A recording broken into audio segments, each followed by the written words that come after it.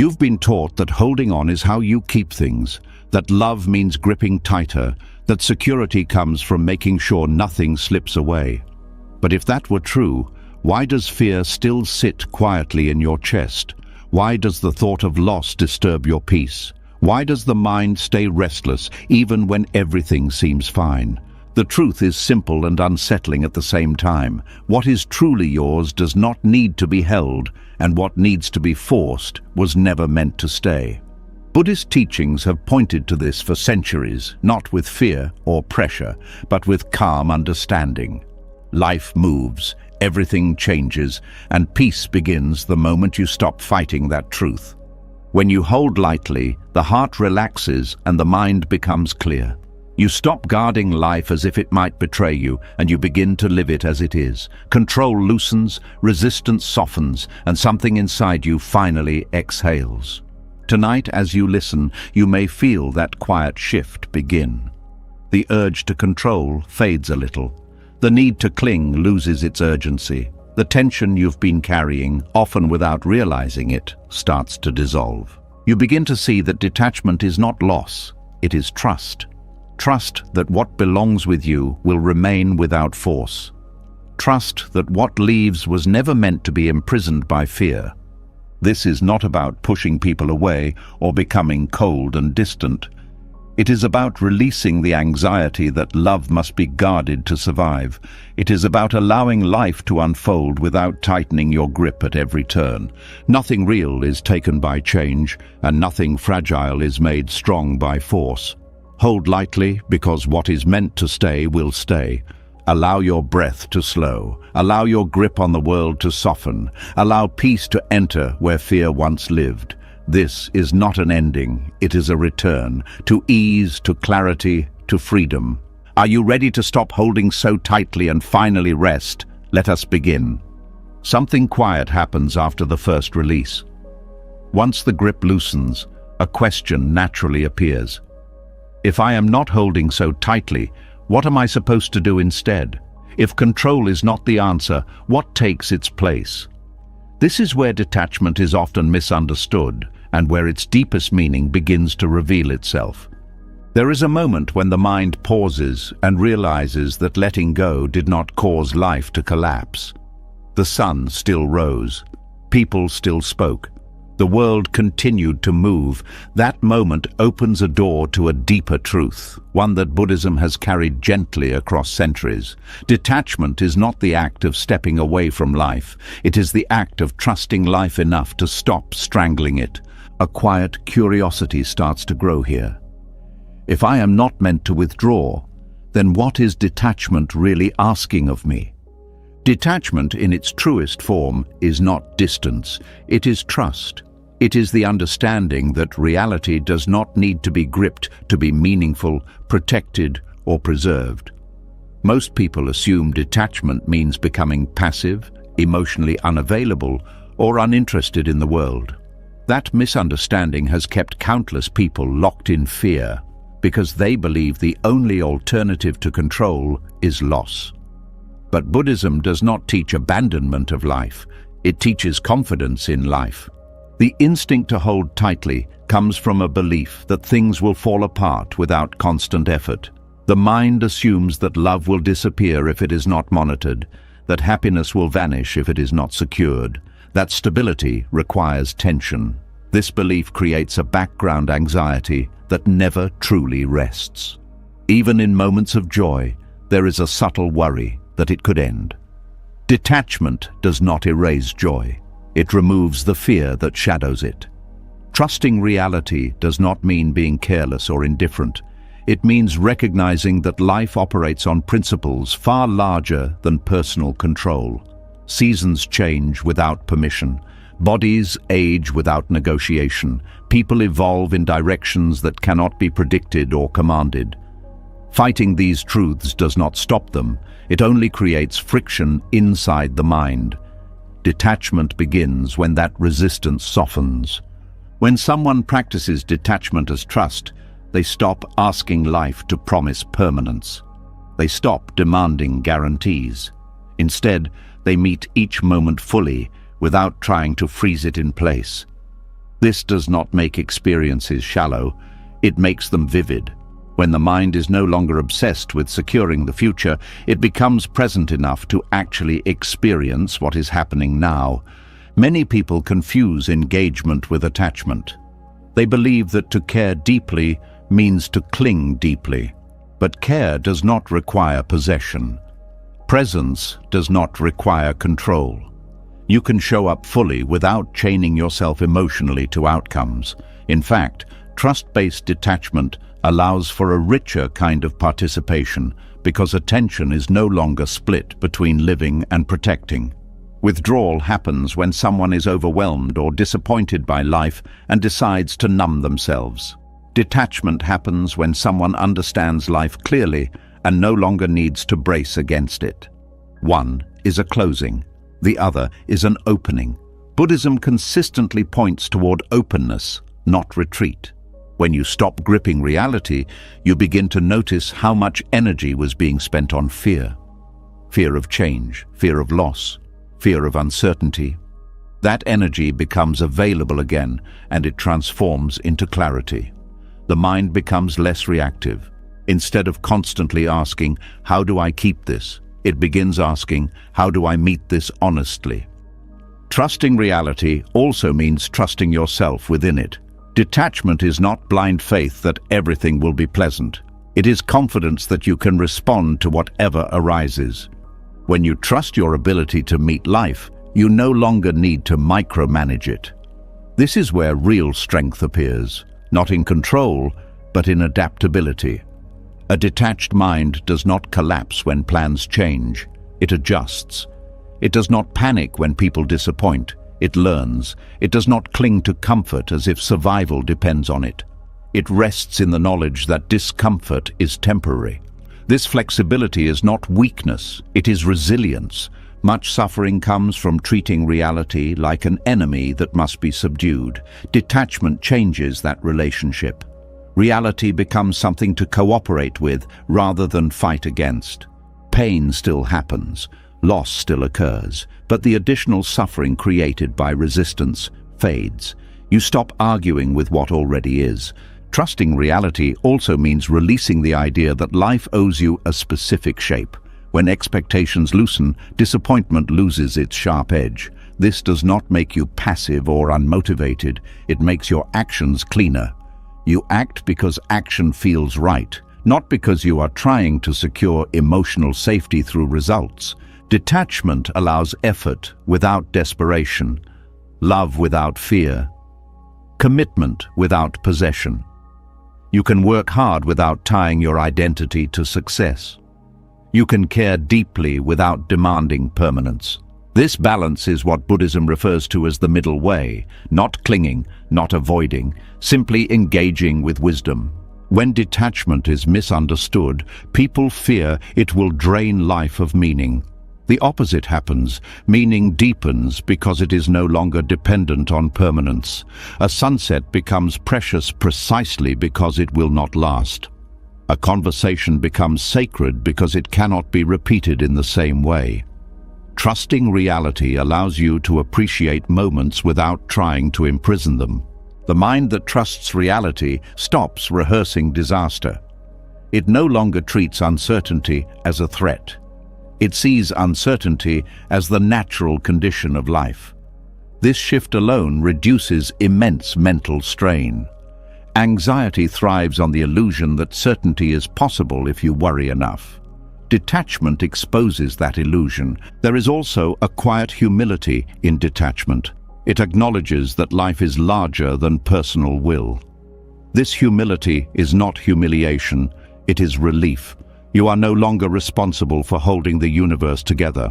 You are only responsible for meeting your own experience with awareness and integrity. When trust replaces control, relationships change. You listen more, you react less, you allow others to be themselves instead of trying to mold them into sources of security. This creates space for genuine connection. People feel less managed and more met. Detachment, far from isolating, often deepens intimacy. Trusting reality also dissolves the constant internal commentary about how things should be. The mind becomes quieter because it is no longer fighting imaginary battles with the present moment. Silence grows not because you suppress thoughts, but because there is less conflict generating them. This kind of detachment does not happen through force. You cannot command yourself to trust reality. It develops gradually as you observe how clinging creates tension and how letting go creates ease. Each small release reinforces confidence. Each moment of non-resistance becomes proof that life continues without your grip. Over time, you begin to sense a subtle friendliness in reality, not because everything is pleasant, but because everything is workable. Even pain becomes something that can be met, learned from, and released. This realization is deeply stabilizing. You stop bracing for collapse. Detachment as trust also reshapes how you experience uncertainty about the future. Instead of seeing it as a void to fear, you see it as open space. Possibility replaces dread. Flexibility replaces rigidity. You prepare without panicking. You plan without clinging.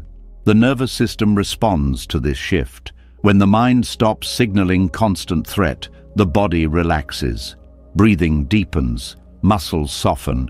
Rest becomes more accessible. Detachment is not only a philosophical stance, it is a physiological relief. Trusting reality does not mean trusting that everything will go your way. It means trusting that nothing needs to go your way for you to remain whole.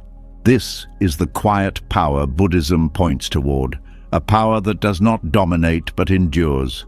As this understanding settles, something else becomes clear. Detachment is not something you apply to life from the outside. It is something that emerges when you stop misunderstanding life. When you stop demanding permanence, reality no longer feels like a threat. It feels like a flow you can stand within. This is why true detachment feels warm rather than cold. It is rooted in acceptance, not avoidance. It allows you to participate fully without being consumed. You walk through life with open hands instead of clenched fists, and as this trust deepens, a subtle confidence forms beneath everything you do. You begin to sense that whatever comes, you will meet it. Whatever leaves, you will survive it. Whatever stays, you will appreciate it without fear. That confidence is not loud. It does not announce itself. It simply steadies you.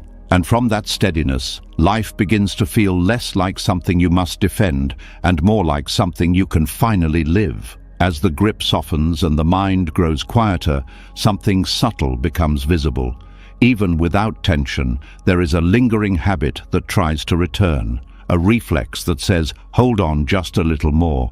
Protect this, secure that. It does not shout, it whispers, and that whisper is not desire. It is fear, speaking softly so it will not be questioned. There is a strange discomfort in realizing this. Many of the things you believed were driven by love, passion, or ambition begin to feel different when seen closely. A quiet curiosity appears. What if the force behind so much effort was not wanting more but fearing less? What if clinging was never about reaching forward, but about bracing against change? Clinging feels active, but it is defensive. Desire moves toward life with openness. Fear moves toward life with armor. At first glance, they can look identical. Both pursue relationships, goals, recognition, stability. But the inner experience is completely different. Desire feels alive and spacious. Fear feels urgent and tight. When fear disguises itself as desire, it borrows noble language. It calls itself commitment. It calls itself caring deeply. It calls itself responsibility. But beneath those labels is a refusal to accept impermanence. The mind wants assurance in a world that offers none, and clinging becomes the strategy to create the illusion of safety. Impermanence is not dramatic most of the time. It is subtle. Things slowly change. People evolve. Feelings shift. Circumstances rearrange. Fear does not like subtlety. It wants fixed ground. When it cannot find it, it tries to build it by holding harder. This is why clinging often increases when something matters most.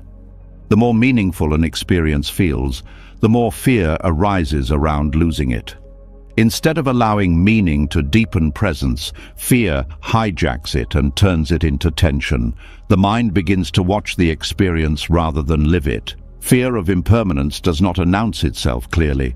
It does not say, "I am afraid things will end." It says, "I must make this last."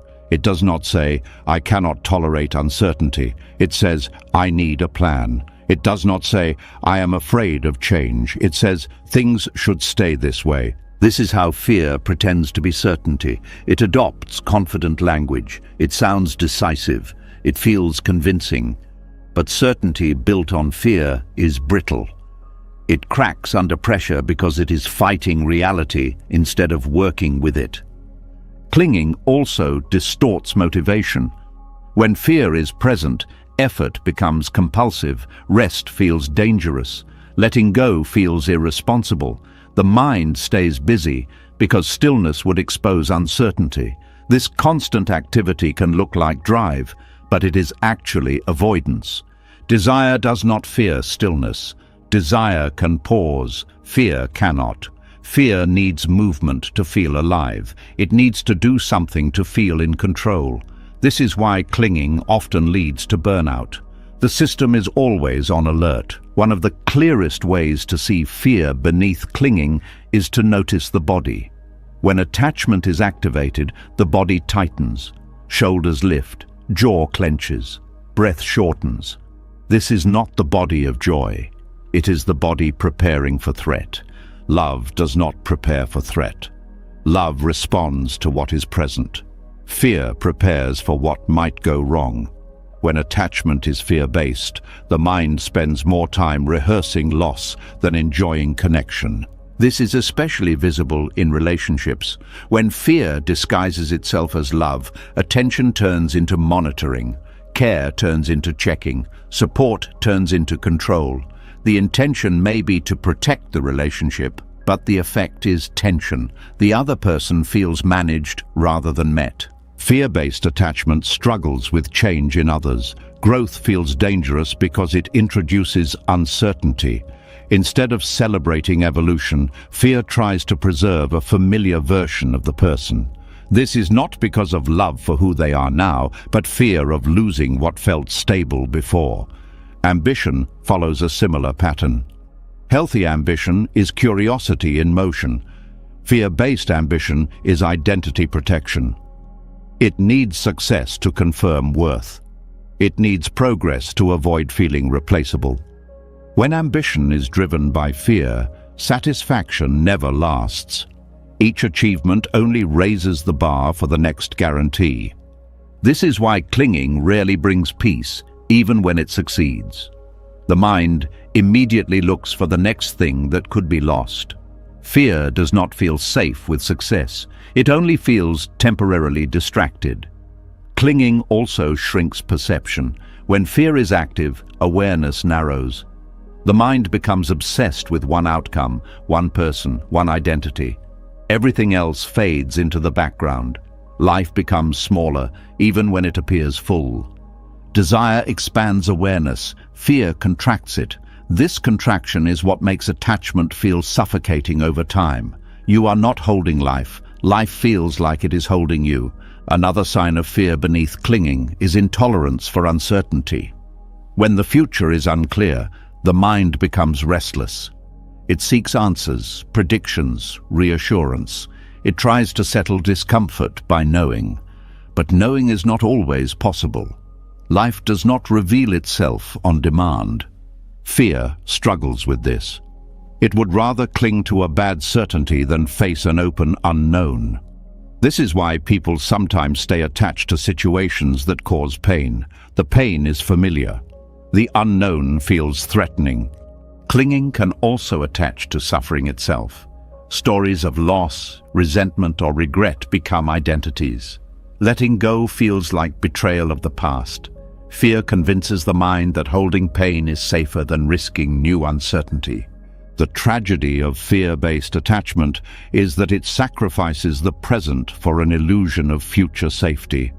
Moments are missed, joy is diluted, connection becomes conditional, Life is postponed in the name of protection. Fear also mistakes vigilance for care. It believes that worrying proves importance, that anxiety shows love. But worry does not protect what you value. It only drains you. Care without fear is attentive, not tense.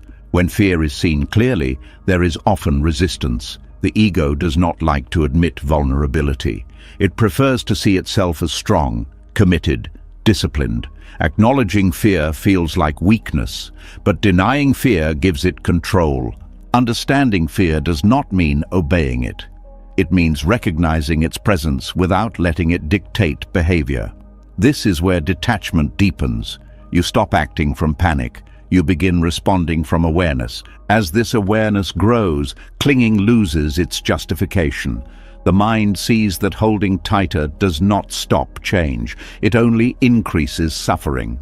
This realization is not intellectual. It is experiential. It comes from noticing how the body and mind respond when fear is driving. Fear wants certainty because it doubts resilience. It does not trust that you can meet loss, change, or disappointment. Detachment begins to build that trust, not by eliminating fear, but by showing the mind that uncertainty can be lived with. Gradually, the nervous system learns that not everything needs to be secured. That safety does not come from permanence. That identity can be flexible. This learning happens through small releases, letting plans change, allowing feelings to pass, not fixing everything immediately. Fear weakens when it is no longer rewarded with obedience. When the mind stops rushing to reassure it, fear loses urgency. It becomes information rather than command. Desire reclaims its natural role. It becomes exploratory instead of defensive. You move toward what matters without chaining yourself to outcomes. You engage without gripping. You care without guarding. This shift also changes how loss is experienced. Loss still hurts. Detachment does not numb pain, but pain is no longer compounded by the belief that something has gone wrong with reality. Grief moves through instead of becoming a permanent structure. Fear of impermanence dissolves slowly, not because impermanence disappears, but because it is no longer misunderstood. Change stops feeling like betrayal. It feels like movement. Clinging had promised certainty but delivered anxiety. Detachment offers no guarantees but delivers peace, not a dramatic peace, a quiet one, the kind that does not depend on conditions. The mind becomes less interested in owning experiences and more interested in understanding them. You stop asking, "How do I keep this?" and start asking, "How do I meet this honestly?" That question changes everything. Fear loses its disguise when you stop mistaking intensity for truth. Strong emotion does not mean something must be held forever. It means something is alive now. Detachment allows that aliveness without fear of its ending. As fear loosens its grip, there is more room for trust. Not blind trust, but grounded trust. Trust in your ability to respond. Trust in the resilience of awareness. Trust that life does not need to be frozen to be meaningful. Clinging fades not because you reject it, but because you see through it. It no longer feels like protection. It feels like weight. And when the mind recognizes unnecessary weight, it naturally sets it down. What remains is not emptiness, but space. Space to breathe, space to feel, space to live without constantly negotiating with fear. As the grip loosens and fear loses its authority, another pattern quietly steps into view. It has been there all along, so familiar it almost feels invisible. A single word the mind uses without hesitation. A word that seems harmless, even comforting. And yet, the moment it appears, tension follows. That word is mine. There is a subtle tightening that happens the instant something is claimed. A shift from openness to defense, from presence to protection.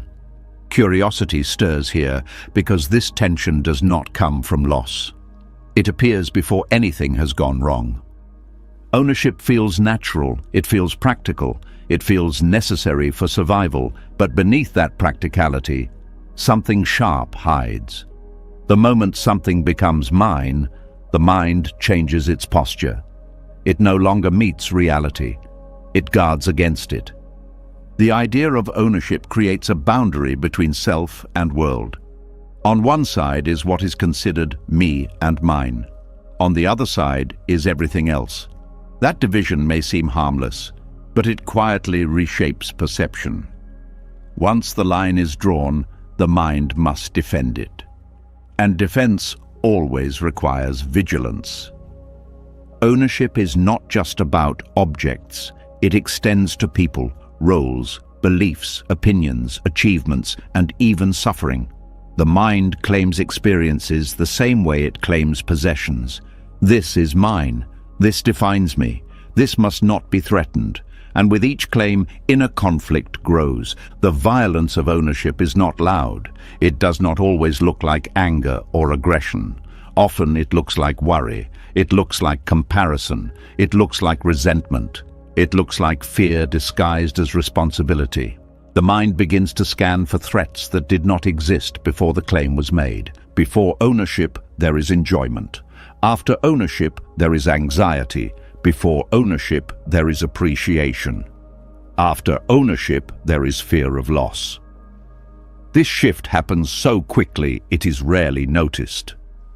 But it changes the entire emotional landscape. When something is labeled mine, the mind creates a story around it.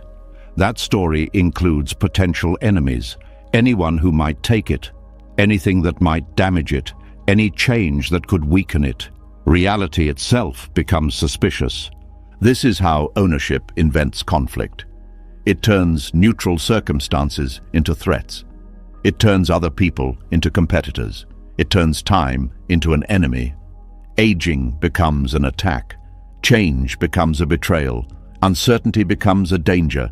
The mind believes ownership brings safety, but safety built on possession is fragile. The more something matters, the more fear gathers around it. The mind must constantly defend its territory. Peace becomes conditional. This inner conflict does not require actual loss. It arises from anticipation alone. The thought that something could be taken is enough to create tension.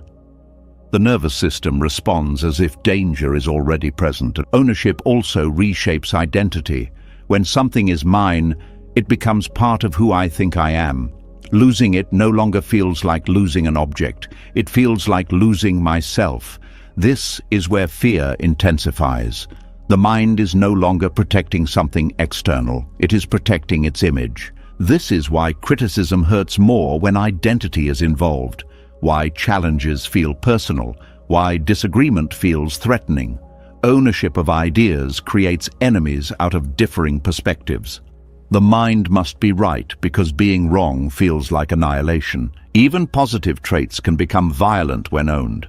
Kindness becomes something to protect rather than express. Wisdom becomes something to defend rather than deepen. Spiritual identity becomes a weapon rather than a path. Ownership demands loyalty from reality. It expects life to cooperate with the story it has built. When reality does not comply, frustration arises. The mind feels betrayed by events that were never obligated to obey. The violence here is subtle but persistent. It is the constant friction between how things are and how the mind insists they should remain. This friction drains energy.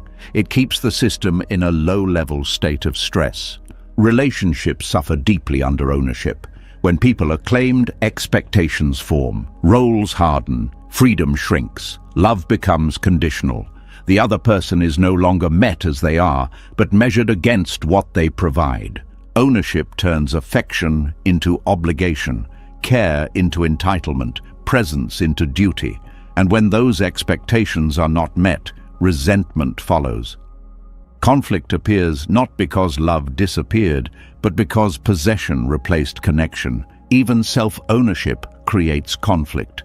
The idea of my life, my path, my success can trap the mind in comparison. Other people's progress feels like a threat. Their happiness feels like competition. The world becomes a scoreboard. Ownership also feeds scarcity. If something is mine, it implies it is limited. If it is limited, it must be protected. If it must be protected, someone must be kept out. This logic fuels fear, even when resources are abundant. The mind rarely questions this chain of reasoning. It feels instinctual, but it is learned, and what is learned can be unlearned. The Buddha's insight into non-ownership was not about rejecting material life. It was about recognizing how the idea of possession distorts perception. The problem is not having things. The problem is believing they belong to a permanent self. When the sense of mine softens, the mind relaxes. The world stops feeling hostile. Experiences are met without the need to guard them. Enjoyment returns without fear. This does not mean care disappears. It becomes cleaner. When something is no longer owned, it can be cared for without anxiety.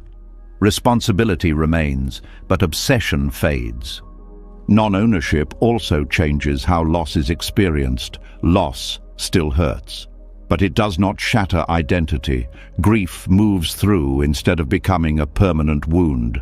The pain is honest, not compounded by the belief that something essential was stolen. The violence of ownership is also visible in how people treat themselves. When failure is owned, shame appears. When success is owned, fear of losing it appears. The mind swings between pride and self-attack, never resting. Letting go of ownership creates neutrality. Experiences are allowed to be what they are without becoming verdicts on worth. Life becomes a series of events rather than a trial. Ownership also fuels comparison. If something is mine, it can be more or less than someone else's. Comparison breeds dissatisfaction. There is always someone with more, someone with less. Peace becomes dependent on relative position. Without ownership, comparison loses relevance. Experiences are no longer ranked. They are simply lived. Satisfaction becomes internal rather than negotiated against others. The idea of mine also locks the mind into time. It demands continuity. It expects the past to guarantee the future. When continuity breaks, anxiety spikes. Non-ownership allows for discontinuity without collapse. The mind often resists this understanding because ownership feels empowering. It feels like control. But true power does not come from possession. It comes from adaptability, from the ability to respond without being threatened. Non-ownership does not mean neglect. It means engagement without domination. It means participating in life without declaring war on change. As the sense of mine loosens, a quiet relief appears. The world feels less heavy. There is less to defend, less to prove, less to protect. Conflict decreases not because the world becomes gentle, but because the mind stops attacking itself through constant defense. Energy once spent guarding dissolves into presence. This presence does not make life smaller, it makes it more fluid. Experiences move freely. Joy comes without fear. Difficulty comes without added resistance. Ownership had promised security, but delivered conflict. Letting go does not create chaos. It creates space. In that space, the mind learns something simple and profound. Nothing needs to be possessed to be meaningful. Nothing needs to be owned to be cared for. And nothing needs to be defended to be lived fully. The quiet tension that once followed the word mine begins to fade. What remains is not emptiness, but ease. A way of being that no longer treats reality as something to conquer, but as something to move within. As the sense of ownership loosens, something delicate begins to surface. When the mind no longer declares war on reality, it becomes aware of a deeper fear that has been quietly shaping behavior all along. Not just the fear of losing things, but the fear of feeling loss itself. The mind realizes that much of its tension was not about what had already disappeared, but about what might one day leave. There is a tender question hidden here. If everything changes, is there a way to meet that truth without closing the heart? Is there a way to enjoy deeply without bracing for pain? This is where letting go before loss happens reveals its quiet wisdom. Most suffering does not come from loss itself. It comes from being emotionally unprepared for it. The mind treats loss like an ambush, something that should not have happened, something unfair, something that breaks the rules. But loss is not an interruption of life, it is one of its rhythms. Letting go before loss happens does not mean withdrawing affection or dulling appreciation. It means loosening the belief that anything must stay in order for life to be meaningful. It is the practice of loving without rehearsing grief and enjoying without demanding permanence. The mind often believes that holding tightly will soften the pain of loss when it arrives. But the opposite is true. The tighter the grip, the sharper the break. Clinging creates shock. Letting go creates continuity. Emotional release before loss happens is not resignation. It is realism infused with care. It is the quiet understanding that everything you touch is already changing and that this does not reduce its value. When you allow yourself to see this clearly, something unexpected happens. Appreciation deepens. Moments become vivid because they are not taken for granted. You stop assuming there will be more later. Presence replaces postponement. Most people delay emotional release because they confuse it with indifference. They believe that if they loosen their attachment, they will care less. But care does not depend on ownership. Care depends on attention, and attention sharpens when fear steps aside. Letting go early means not tying your emotional stability to continuation. It means allowing experiences to be complete without insisting they be permanent. This allows joy to be full rather than anxious. The mind resists this practice because it feels counterintuitive. It asks, if I accept loss now, won't I suffer twice? But acceptance does not create pain. Resistance does. When you accept impermanence, you are not grieving the future, you are respecting reality. Anticipatory release is not pre-grief. It is pre-clarity. It removes the illusion that anything was guaranteed in the first place. When loss eventually occurs, it is still painful, but it is not disorienting. It does not collapse identity.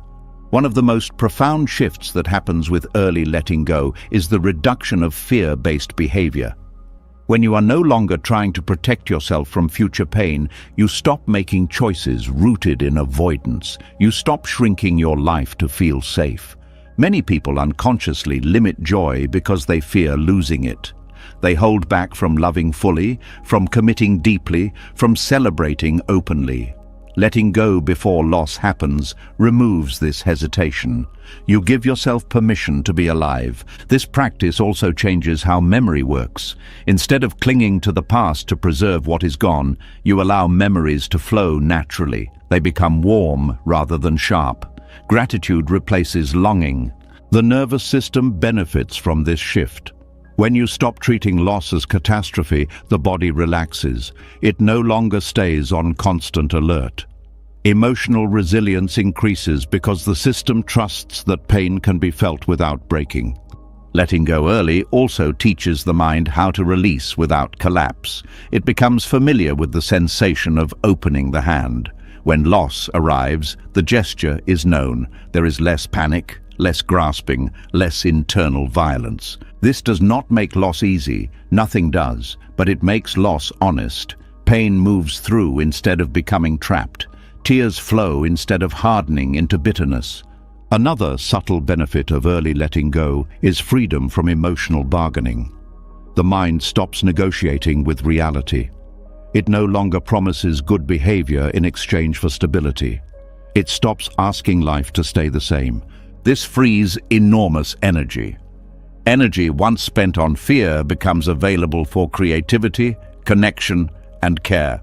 You show up more fully because you are no longer holding back to protect yourself. Letting go before loss also changes how gratitude is experienced. Gratitude becomes immediate rather than delayed. You stop waiting until something is gone to appreciate it.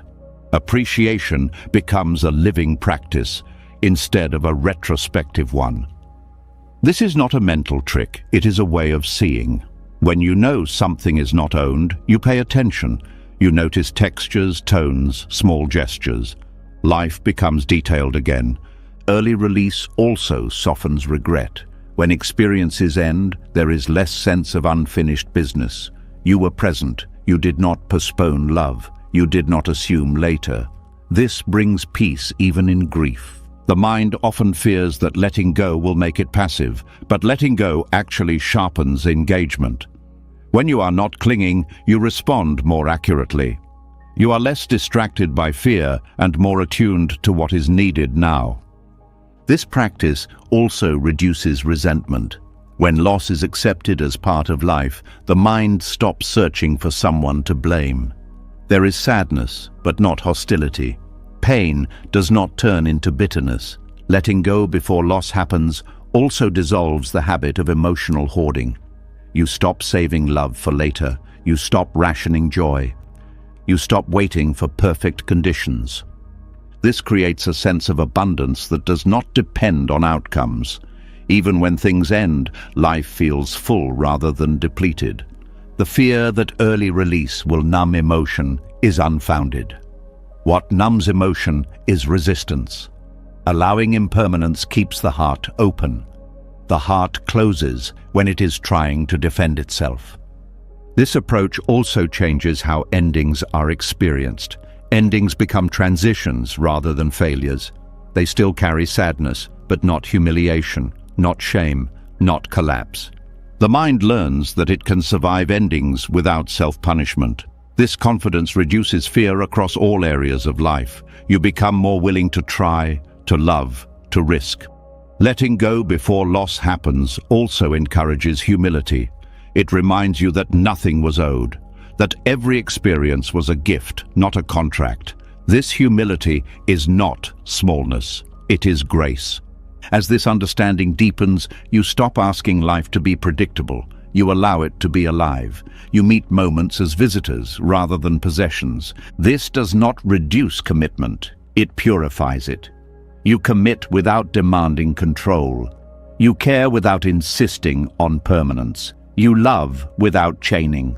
The quiet strength of this practice lies in its gentleness. It does not require dramatic renunciation. It only asks for honesty. Honesty about change, honesty about fear, honesty about how tightly you are holding.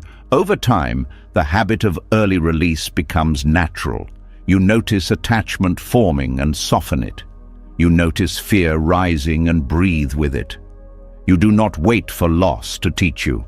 This creates emotional maturity.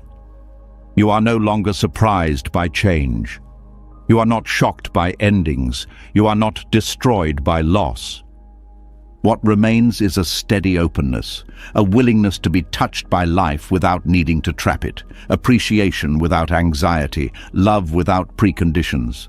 The mind grows quieter not because it avoids pain, but because it no longer fights reality. Life continues to move, experiences come and go, and you remain present, responsive, and awake within it all. Letting go before loss happens does not steal meaning from life.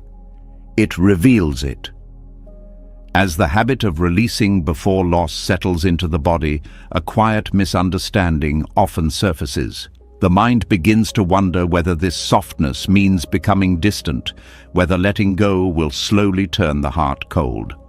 Many people pause here, afraid that detachment will drain warmth from their relationships and flatten their emotional life. This fear deserves attention because it points directly to the next layer of understanding. There is a deep confusion in modern thinking between detachment and indifference. Indifference closes the heart. Detachment, when understood correctly, does the opposite. It matures the heart. It removes the noise that blocks genuine connection. Detachment as emotional maturity begins with recognizing how much control interferes with intimacy. Control rarely announces itself openly. It hides inside concern, advice, expectations, and subtle pressure. It claims to protect love, but it quietly limits it. When outcomes matter more than presence, connection becomes conditional. Emotional immaturity does not mean lacking feelings. It means being ruled by them. It means reacting instead of responding. It means needing others to behave a certain way in order to feel safe. Detachment interrupts this pattern. It creates space between emotion and action. In that space, choice appears. When you no longer need to control how someone feels, thinks, or grows, you begin to meet them as they are. This meeting is the foundation of intimacy. Intimacy is not closeness created by dependence. It is closeness created by freedom. Many people confuse attachment with depth. They believe intensity equals intimacy. But intensity often comes from fear. Fear of losing, fear of being replaced, fear of not being enough. These fears create emotional spikes, but spikes are not depth. They are instability. Detachment steadies emotional ground. It allows feelings to move without overwhelming the system. You can feel love without panic. You can feel sadness without collapse. You can feel joy without clutching. This stability makes it safer for others to be real with you. When detachment is absent, relationships become negotiations. Each interaction carries hidden conditions. Approval is traded, security is bargained for. Love becomes something that must be maintained through performance. This creates exhaustion on both sides. Emotional maturity recognizes that no one exists to regulate your inner state. Detachment supports this recognition. It shifts responsibility inward. Instead of asking others to behave in ways that calm your fear, you learn to hold your own emotions with care. This does not reduce connection. It purifies it. When you stop using others to stabilize yourself, you can finally see them clearly. You stop projecting needs onto them. You stop confusing comfort with compatibility.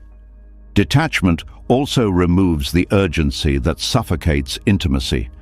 When you are afraid of losing someone, you rush moments, you cling to reassurance, you read meaning into silence.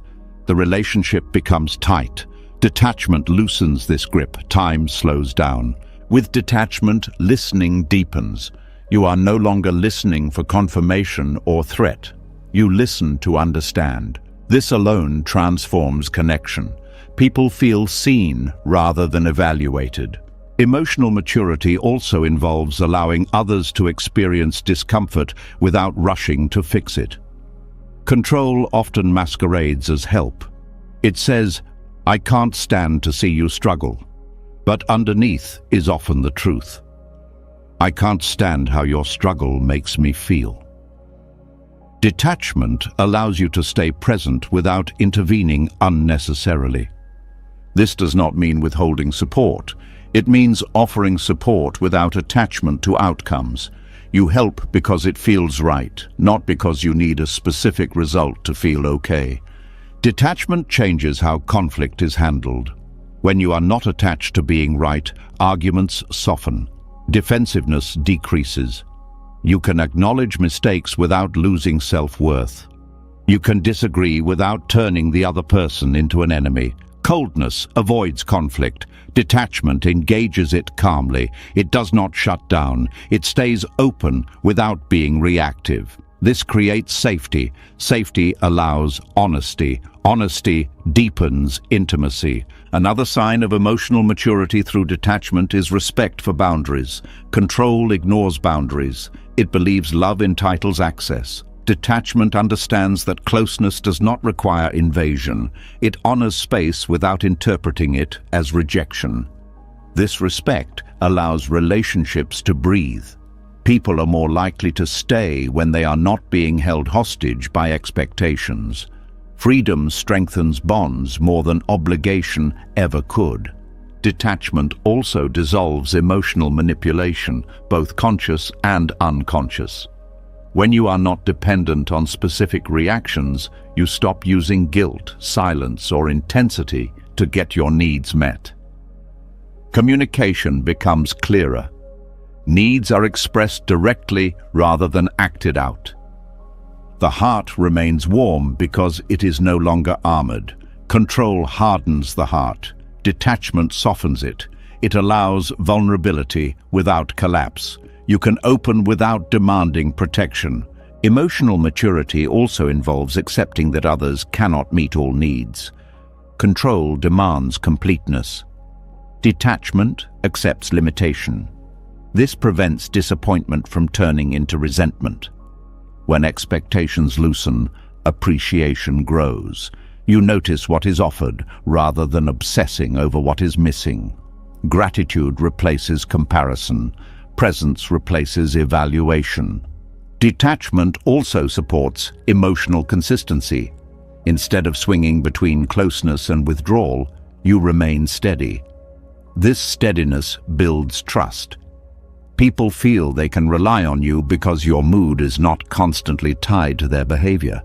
Coldness withdraws to avoid pain. Detachment stays engaged while accepting pain as part of connection. It does not punish others for being human. Another important aspect of emotional maturity is allowing relationships to change form without labeling that change as failure. Control clings to roles. Detachment allows evolution. A connection can shift without being erased. This flexibility reduces heartbreak. You grieve changes without catastrophizing them. You do not force continuity where it no longer fits. Detachment also deepens self-respect. When you are not chasing validation, you choose relationships that align with your values. You do not stay where you must shrink to be accepted. You do not leave simply because discomfort arises. Emotional maturity is the ability to stay without clinging and leave without hatred. Detachment supports both. This maturity also changes how love is expressed. Love becomes an offering, not a demand. You give without keeping score. You receive without obligation. The fear that detachment will make you less caring fades as you experience its effects. You care more cleanly. Without fear, love flows naturally. Without control, affection becomes spacious. Detachment allows deeper intimacy because it removes the pressure to perform. Both people can relax. Masks fall away. Authenticity emerges. You begin to value honesty over harmony. Harmony maintained through suppression is fragile. Honesty held with detachment is stable. Detachment also reduces emotional burnout. When you are not responsible for managing others' feelings, you conserve energy. This energy can be used for presence, creativity, and care. Emotional maturity recognizes that connection does not mean fusion. Two people can be close without merging identities. Detachment preserves individuality while supporting connection. This balance prevents resentment. When you do not lose yourself in relationships, you do not secretly blame others for your sacrifice. Detachment also improves forgiveness. When you are not attached to how things should have been, you release grudges more easily. Forgiveness becomes a natural response rather than a moral effort. Coldness protects itself by numbing. Detachment protects itself by understanding. One closes doors, the other opens windows. As detachment matures, relationships feel lighter but not shallow. There is room for laughter, silence, disagreement, and change. The connection adapts instead of breaking. The heart does not shrink, it expands. It learns how to love without fear, how to stay open without losing itself, how to be present without trying to control life.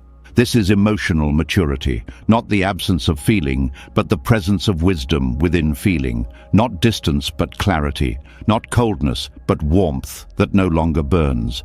Detachment does not remove intimacy, it makes intimacy possible. As emotional maturity settles in, something gentle begins to happen. Without control, without clinging, without the constant need to secure outcomes, attention starts to soften. The mind is no longer busy managing the future or protecting the past. In that openness, a quiet feeling appears. Not excitement, not relief, gratitude, but not the forced kind. The kind that rises naturally when you realize nothing is promised. There is a subtle surprise here. Many people believe that holding lightly will make life feel less important, less intense, less meaningful. Yet the opposite unfolds. When guarantees disappear, presence sharpens. When permanence is no longer assumed, every moment gains weight. Gratitude does not grow from ownership, it grows from awareness. When something is treated as guaranteed, it fades into the background of attention. The mind stops noticing it. This is not because it lacks value, but because familiarity dulls perception. Holding lightly reverses this dulling. It brings life back into focus. When nothing is guaranteed, the mind stops postponing appreciation. There is no longer an assumption that there will be more later, that this can be enjoyed tomorrow, that connection can be deepened another time. Attention arrives fully because now is all that is known. Holding lightly removes entitlement. Entitlement quietly erodes gratitude. When the mind believes it deserves certain experiences, people, or conditions, appreciation turns into expectation. Expectation turns into disappointment. Holding lightly breaks this chain. Without entitlement, experiences feel like gifts rather than obligations. Even ordinary moments regain color. A conversation feels alive. A quiet afternoon feels full. A shared meal feels meaningful, not because anything extraordinary is happening, but because nothing is being taken for granted. Gratitude, sharpened by impermanence, is not sentimental. It is clear. It does not cling. It does not beg moments to stay. It simply recognizes their presence and responds with care. Many people fear that acknowledging impermanence will make joy fragile. They believe that if they remember something could end, they will not relax into it. But what actually makes joy fragile is fear of loss. Holding lightly removes that fear. Joy becomes something that can be experienced fully without the shadow of anxiety. When you stop trying to secure experiences, you stop splitting attention. You are no longer half in the present and half in the future, worrying about preservation. Attention becomes whole. Gratitude grows naturally from wholeness. Holding lightly also changes how memory functions. When experiences end, they are remembered with warmth rather than grasping. You do not cling to memories to compensate for fear. Memories become reflections, not substitutes. This kind of gratitude does not deny sadness. Sadness and gratitude can coexist. In fact, they often deepen each other. When something ends, grief honors the value of what was present. Gratitude does not erase pain, it gives it meaning. When nothing is guaranteed, even difficult moments are met differently. Hard experiences are not dismissed, but they are not wasted. Attention stays open. Learning replaces resentment. Gratitude appears not for the pain itself, but for the clarity it brings. Holding lightly also prevents the mind from numbing itself. When experiences are assumed to be permanent, the mind dulls sensation. It waits. It postpones feeling. When permanence is removed, sensation returns. Life feels textured again. This sharpening of perception makes simple things satisfying. You notice tone of voice, shifts in light, subtle kindness. These details were always present, but they were ignored because attention was busy elsewhere. Gratitude sharpened by uncertainty is active, not passive. It shows up as care. You listen more closely. You respond more thoughtfully. You express appreciation sooner rather than later. You do not save kindness for special occasions. Holding lightly also dissolves comparison. When experiences are not owned, they are not measured against others. You stop asking whether someone else has more, better, or longer-lasting experiences. Gratitude becomes personal rather than competitive. This shift also changes how success is experienced. Achievements are enjoyed without being used as proof of worth. You appreciate effort without demanding recognition. Satisfaction becomes internal. Gratitude deepens because it is no longer transactional. You do not feel grateful because something benefits you. You feel grateful because something exists at all. This removes pressure from life to constantly deliver. Holding lightly also supports humility. When nothing is guaranteed, arrogance fades. You recognize that favorable conditions are not personal achievements alone. This humility does not diminish confidence, it stabilizes it. Another quiet effect of holding lightly is patience. When you are not rushing to secure outcomes, you can wait. You allow processes to unfold. Gratitude includes patience because it trusts timing rather than forcing results. This patience also reduces frustration. When things do not go as planned, the mind does not immediately label the moment as a failure. It stays open. Gratitude for effort replaces obsession with outcome. Holding lightly allows appreciation to exist without attachment. You can enjoy beauty without needing to possess it. You can love without demanding permanence. You can experience joy without fearing its end. This kind of gratitude is resilient. It does not disappear when conditions change. It adapts. When something leaves, gratitude shifts from presence to remembrance without bitterness.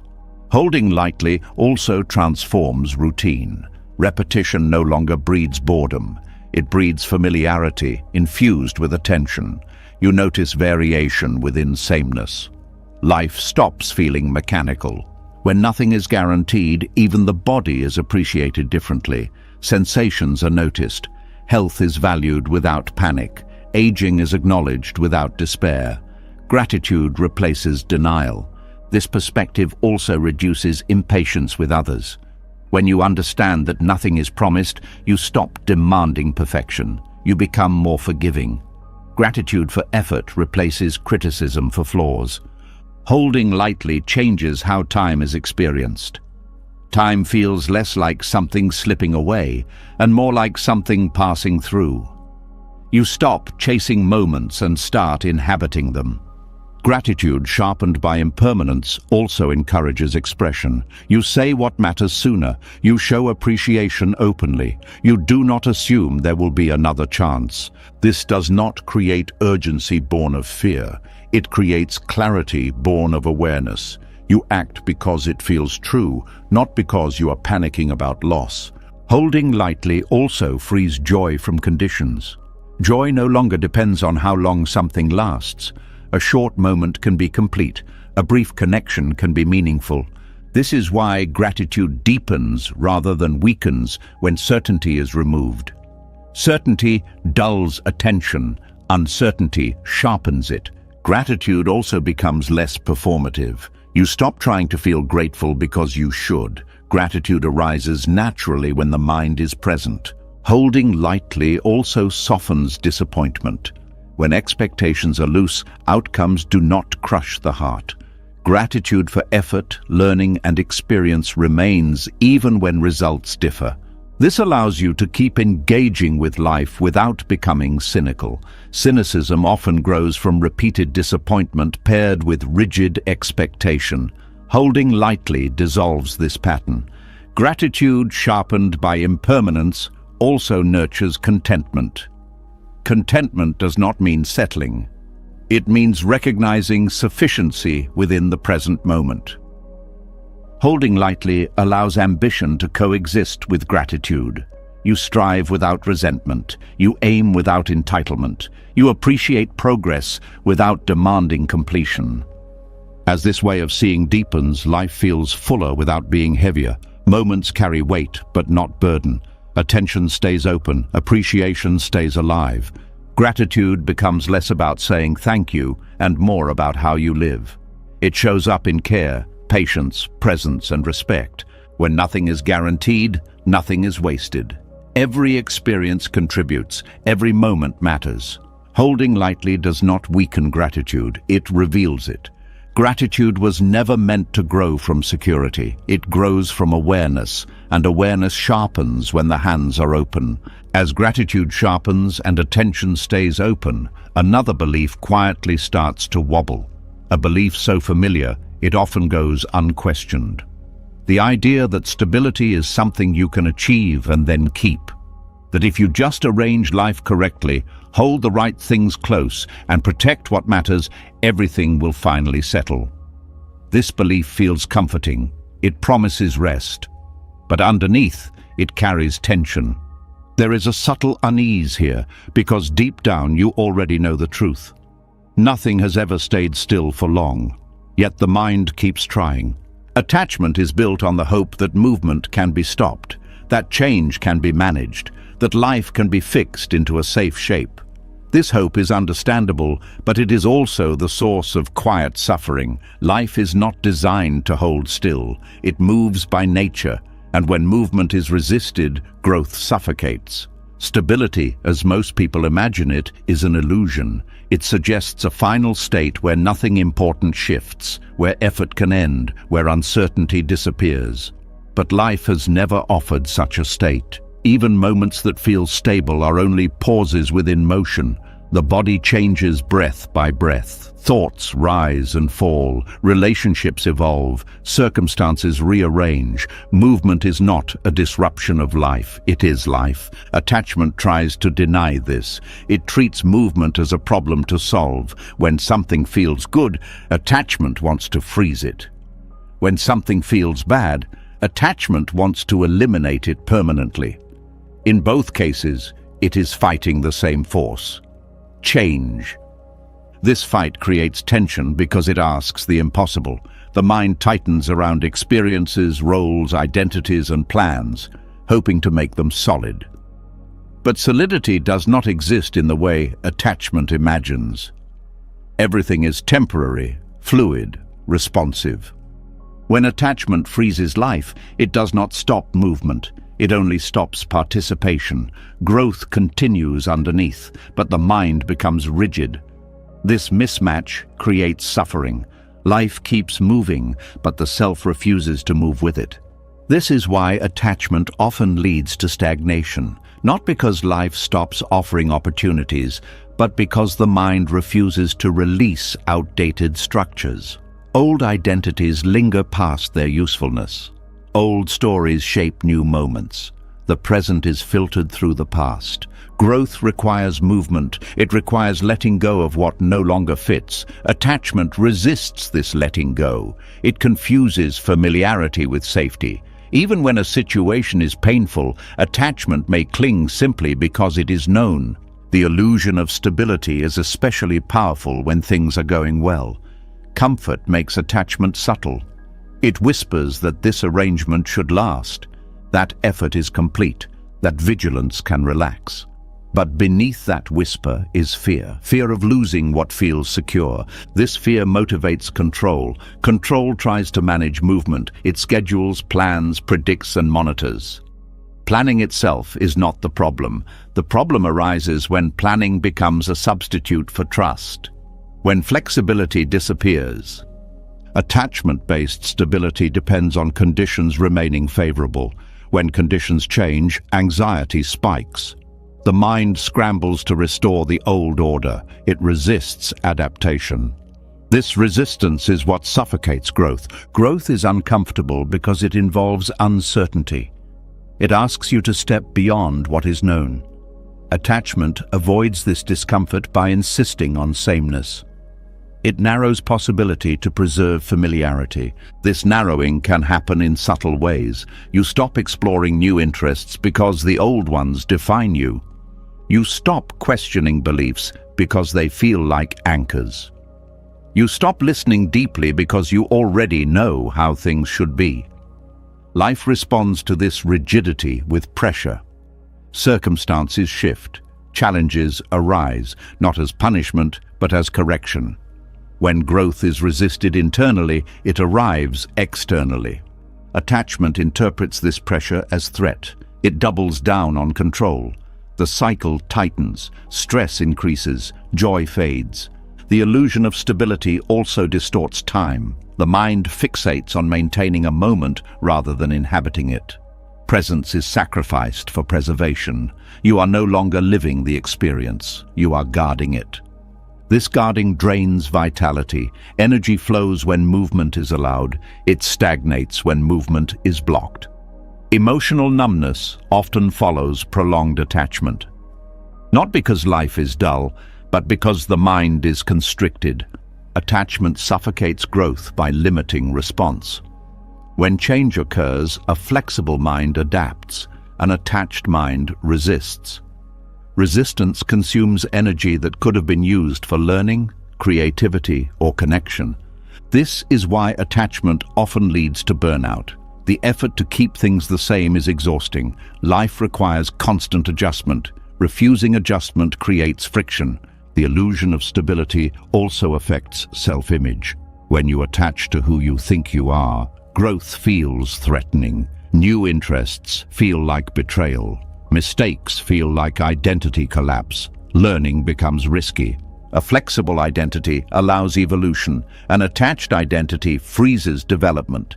You stay loyal to an outdated version of yourself long after it no longer fits. This freezing is not loyalty. It is fear disguised as consistency.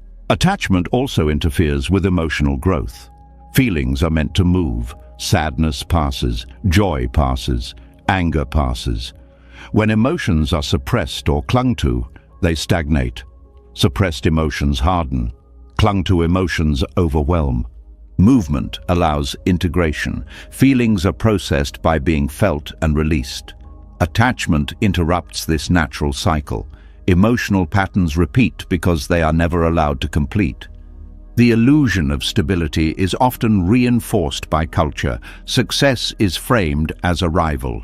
Relationships are framed as permanence. Happiness is framed as a state to reach. These narratives encourage attachment. They imply that movement is failure, but arrival is temporary. Relationships evolve. Happiness fluctuates. When reality contradicts the narrative, disappointment arises. Not because life failed, but because expectations were unrealistic. Attachment freezes not only external circumstances, but inner curiosity. When you believe you have arrived, you stop asking questions. Curiosity fades. Growth slows. Life does not reward stagnation. It invites participation. When participation stops, meaning thins. Movement does not mean chaos. It means responsiveness. Stability does not come from freezing life. It comes from moving with it. Like balance on a bicycle, stability exists only while in motion. Attachment misunderstands this. It tries to create balance by standing still. The result is a fall. True stability is dynamic. It adapts, it bends, it responds. It does not require conditions to remain unchanged. It relies on capacity rather than control. When attachment loosens, movement is no longer threatening. Change becomes information rather than danger. Growth feels natural instead of forced. This shift restores vitality.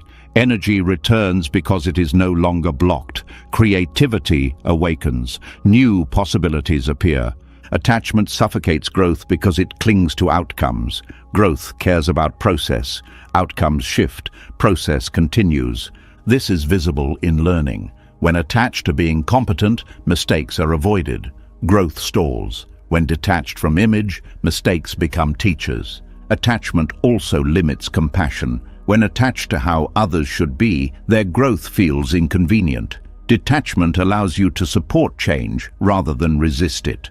The illusion of stability also creates impatience. Growth takes time. Attachment wants immediate certainty. When progress is slow, frustration rises. Detachment allows patience because it trusts movement. Life's movement is not linear. There are pauses, setbacks, leaps. Attachment expects consistency. Detachment allows rhythm. When movement is allowed, even rest becomes meaningful. Rest is no longer stagnation. It is part of the flow. Attachment tries to turn rest into permanence. It resists re-engagement. Growth requires cycles of rest and action. Freezing disrupts these cycles. The mind often fears that without attachment, life will become unstable. The opposite is true. Without attachment, you stop fighting instability. You learn to move within it. This creates a deeper sense of steadiness. Not the steadiness of things staying the same, but the steadiness of being able to respond.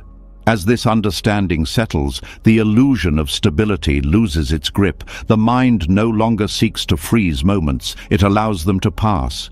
Growth resumes not because you push it, but because you stop blocking it. Life moves, you move with it. And in that movement, something surprising appears. A stability that does not depend on stillness, a stability that breathes, a stability that grows. As movement is no longer resisted and growth begins to breathe again, a new kind of security quietly takes shape. It does not come from fixing life into place or predicting what comes next. It comes from something more subtle, a realization that even when the world feels uncertain, something within you remains available, steady and untouched. This realization changes how wealth is understood. There is a quiet curiosity here. If nothing outside can be guaranteed, is there something that can be relied on? And if so, what kind of richness does that create? Non-attachment reveals a form of wealth that does not fluctuate with circumstances. While the world measures wealth through accumulation, non-attachment points inward. It shows that the less dependent you are on externals for stability, the richer your inner life becomes. Most people live as if security must come from outside, from income, reputation, relationships, comfort, routine. These things are not wrong, but when they become emotional lifelines, fear enters. Fear of losing them, fear of change, fear of falling behind. This fear quietly drains inner resources. Non-attachment does not reject external things. It simply removes dependence on them. You can have comfort without clinging. You can pursue success without tying your worth to it. You can enjoy relationships without needing them to stabilize your identity. Inner wealth grows when emotional balance no longer depends on conditions, when peace is not rented from circumstances but cultivated within awareness. This does not mean life becomes easy. It means you stop being impoverished by every shift. Dependence on externals creates volatility. When things go well, the mind rises. When they falter, the mind collapses. Non-attachment flattens these extremes, not by numbing emotion, but by grounding it. Inner wealth is resilience, the ability to remain present when conditions change, to adapt without losing yourself, to respond without panic. This resilience cannot be taken away because it is not owned by circumstance. In an uncertain world, this kind of wealth becomes priceless. Markets shift, relationships evolve, health fluctuates, roles dissolve. Non-attachment does not deny these realities. It prepares you to meet them without losing balance. The mind often confuses dependence with care. It believes that relying on externals proves engagement. But dependence weakens care. It turns appreciation into anxiety. Non-attachment frees appreciation. You enjoy without fear of collapse. Inner wealth also appears as freedom from comparison. When value is internal, other people's success does not diminish you. Their progress does not threaten your worth. You are no longer measuring yourself against unstable metrics. Comparison is expensive. It costs peace. It drains energy. Non-attachment eliminates the need to compete for validation. This creates spaciousness. Spaciousness feels rich. Another form of inner wealth is emotional autonomy. You are no longer at the mercy of praise or criticism. Feedback is received without devastation or inflation. This autonomy creates confidence that does not depend on applause. Non-attachment also reduces emotional debt. When you stop expecting life to deliver specific outcomes, disappointment loses its sting. You are less resentful because you are less entitled. Gratitude replaces grievance. Inner wealth includes the ability to rest without guilt. When your worth is not tied to productivity or outcome, rest becomes restorative instead of anxious. You stop proving yourself to invisible judges. This also changes how effort feels. You still work, strive, and engage, but without desperation. Effort becomes expression rather than survival. This makes action sustainable. Non-attachment strengthens discernment. When you are not chasing security through externals, choices become clearer. You are less likely to compromise values for comfort. Integrity becomes easier because fear has less leverage. Inner wealth also shows up as patience. When you are not dependent on immediate results, you can wait. You can allow processes to unfold. This patience reduces stress and improves decision-making. The mind becomes less reactive to uncertainty. Uncertainty no longer signals danger. It signals openness. Possibility replaces threat. This shift alone transforms how life is experienced. Non-attachment also protects against despair. When things fall apart, inner wealth remains accessible. You may grieve, struggle, and feel pain, but you are not empty. Something steady remains. This steadiness is not rigid, it is flexible. It adapts, it responds. It does not demand predictability, it trusts capacity. Inner wealth is also simplicity. When you are not emotionally dependent on many things, life becomes lighter. You need less to feel okay. This does not make life smaller, it makes it more manageable. Simplicity reduces noise. Noise drains attention. Attention is a form of wealth. When attention is free, life feels rich regardless of circumstances. Non-attachment also improves generosity. When you are not hoarding security, sharing becomes natural. You give time, care, and resources without fear of depletion. Giving reinforces abundance. This generosity is not performative, it is grounded. You give because you can, not because you need approval. This creates dignity. Inner wealth includes the ability to face fear without being ruled by it. Fear still arises, but it does not dictate choices. Courage grows not from the absence of fear, but from independence from it. Non-attachment also refines pleasure. Pleasure enjoyed without clinging is cleaner. It does not demand continuation. It does not turn into addiction.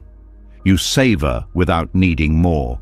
This protects against excess. Excess often comes from trying to fill inner poverty. When inner wealth is present, moderation becomes natural. Non-attachment also changes how loss is experienced. Loss still hurts, but it does not bankrupt you emotionally.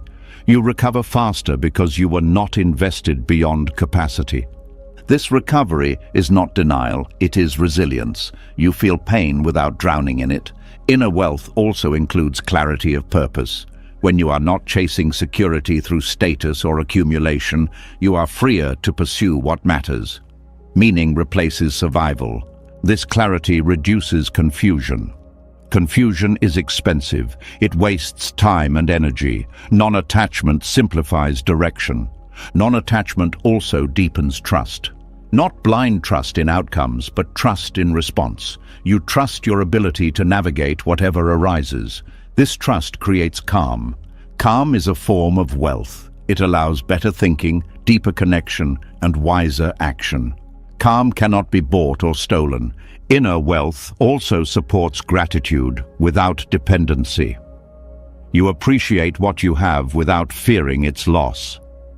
Gratitude becomes stable. This stability makes happiness less fragile. Happiness no longer collapses when conditions change. It adapts. Non-attachment also encourages learning. When failure does not threaten identity, curiosity grows. Mistakes become resources rather than verdicts. Learning increases inner wealth by expanding perspective. Perspective reduces suffering. In an uncertain world, external wealth is always at risk. Inner wealth is portable. It moves with you through change. It is available in any condition. This does not mean you reject external success. It means success no longer defines you. You use it rather than lean on it. Non-attachment also dissolves the fear of not having enough. Enough becomes internal. This sense of sufficiency is deeply stabilizing. Sufficiency does not eliminate desire. It grounds it. You want without needing. You strive without desperation. Inner wealth also allows you to be present during uncertainty rather than distracted by it. You stay engaged with life instead of bracing against it. This presence enhances experience. Even uncertainty becomes interesting rather than threatening. Non-attachment is not withdrawal from the world. It is independence within it. You participate fully without being consumed. The less dependent you are on externals, the more stable your inner world becomes. This stability is not static. It moves with life. In a world that cannot promise certainty, inner wealth becomes the only form of security that does not collapse under pressure. Non-attachment quietly builds that wealth, not through accumulation, but through release. Not by controlling life, but by trusting your capacity to meet it. And in that trust, richness appears, not as excess, but as enough. As inner wealth becomes something you can feel rather than chase, another realization quietly settles in. When you stop depending on the outside world to hold you together, a question naturally arises. If so much can change, disappear, or be taken away, what, if anything, actually remains? What is truly yours when everything else moves? There is something steady beneath all the motion, something that does not weaken when circumstances shift. This realization does not arrive loudly. It comes as a quiet relief, a sense that you are not as fragile as you once believed. Much of human fear is built on a misunderstanding of ownership. We assume that what matters most is what we can lose. Money, status, relationships, roles, health, youth. Because these things change, the mind lives in a state of quiet panic. It treats impermanence as theft. But impermanence does not take everything. It only takes what was never fully yours to begin with. What truly belongs to you is not what you possess, but what you have become.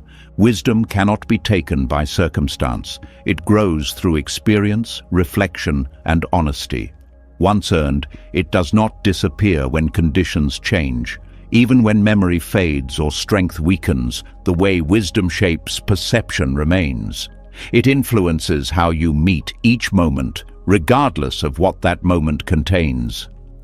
Compassion is another form of inner possession that impermanence cannot touch. Compassion is not dependent on having something. It is an orientation of the heart. When life becomes difficult, compassion often deepens rather than fades. Loss can even refine it, stripping away judgment and replacing it with understanding. Clarity also belongs to this category. Clarity is not knowing what will happen. It is knowing how to relate to what happens. It allows you to see without distortion, to respond without panic, to choose without confusion. Once clarity is cultivated, it does not vanish when circumstances become uncertain. In fact, it becomes more visible. These qualities are not stored in objects, roles, or outcomes. They are integrated into awareness itself. This is why they cannot be lost. They are not things you hold, they are ways you see. The mind often mistakes accumulation for security. It believes that adding more will create safety, but accumulation increases vulnerability. The more you own externally, the more you fear losing. Inner qualities work in the opposite direction. The more you cultivate them, the less fear governs you. Impermanence exposes the difference between what you have and who you are. When something external disappears, there is shock only if identity was built on it. When identity rests on inner qualities, change still hurts, but it does not dismantle the self. Many people discover this truth only after loss. A career ends, a relationship dissolves, health changes, and in the aftermath, something unexpected remains. The ability to care, the ability to learn, the ability to begin again. These capacities were never dependent on circumstances. Wisdom is portable. You carry it through every season of life. It does not require youth, strength, or advantage. It adapts. It learns from each chapter. It grows quieter but deeper over time. Compassion does not diminish when the world becomes harsh. It often becomes more precise. It learns where to open and where to set boundaries. It is not sentimental.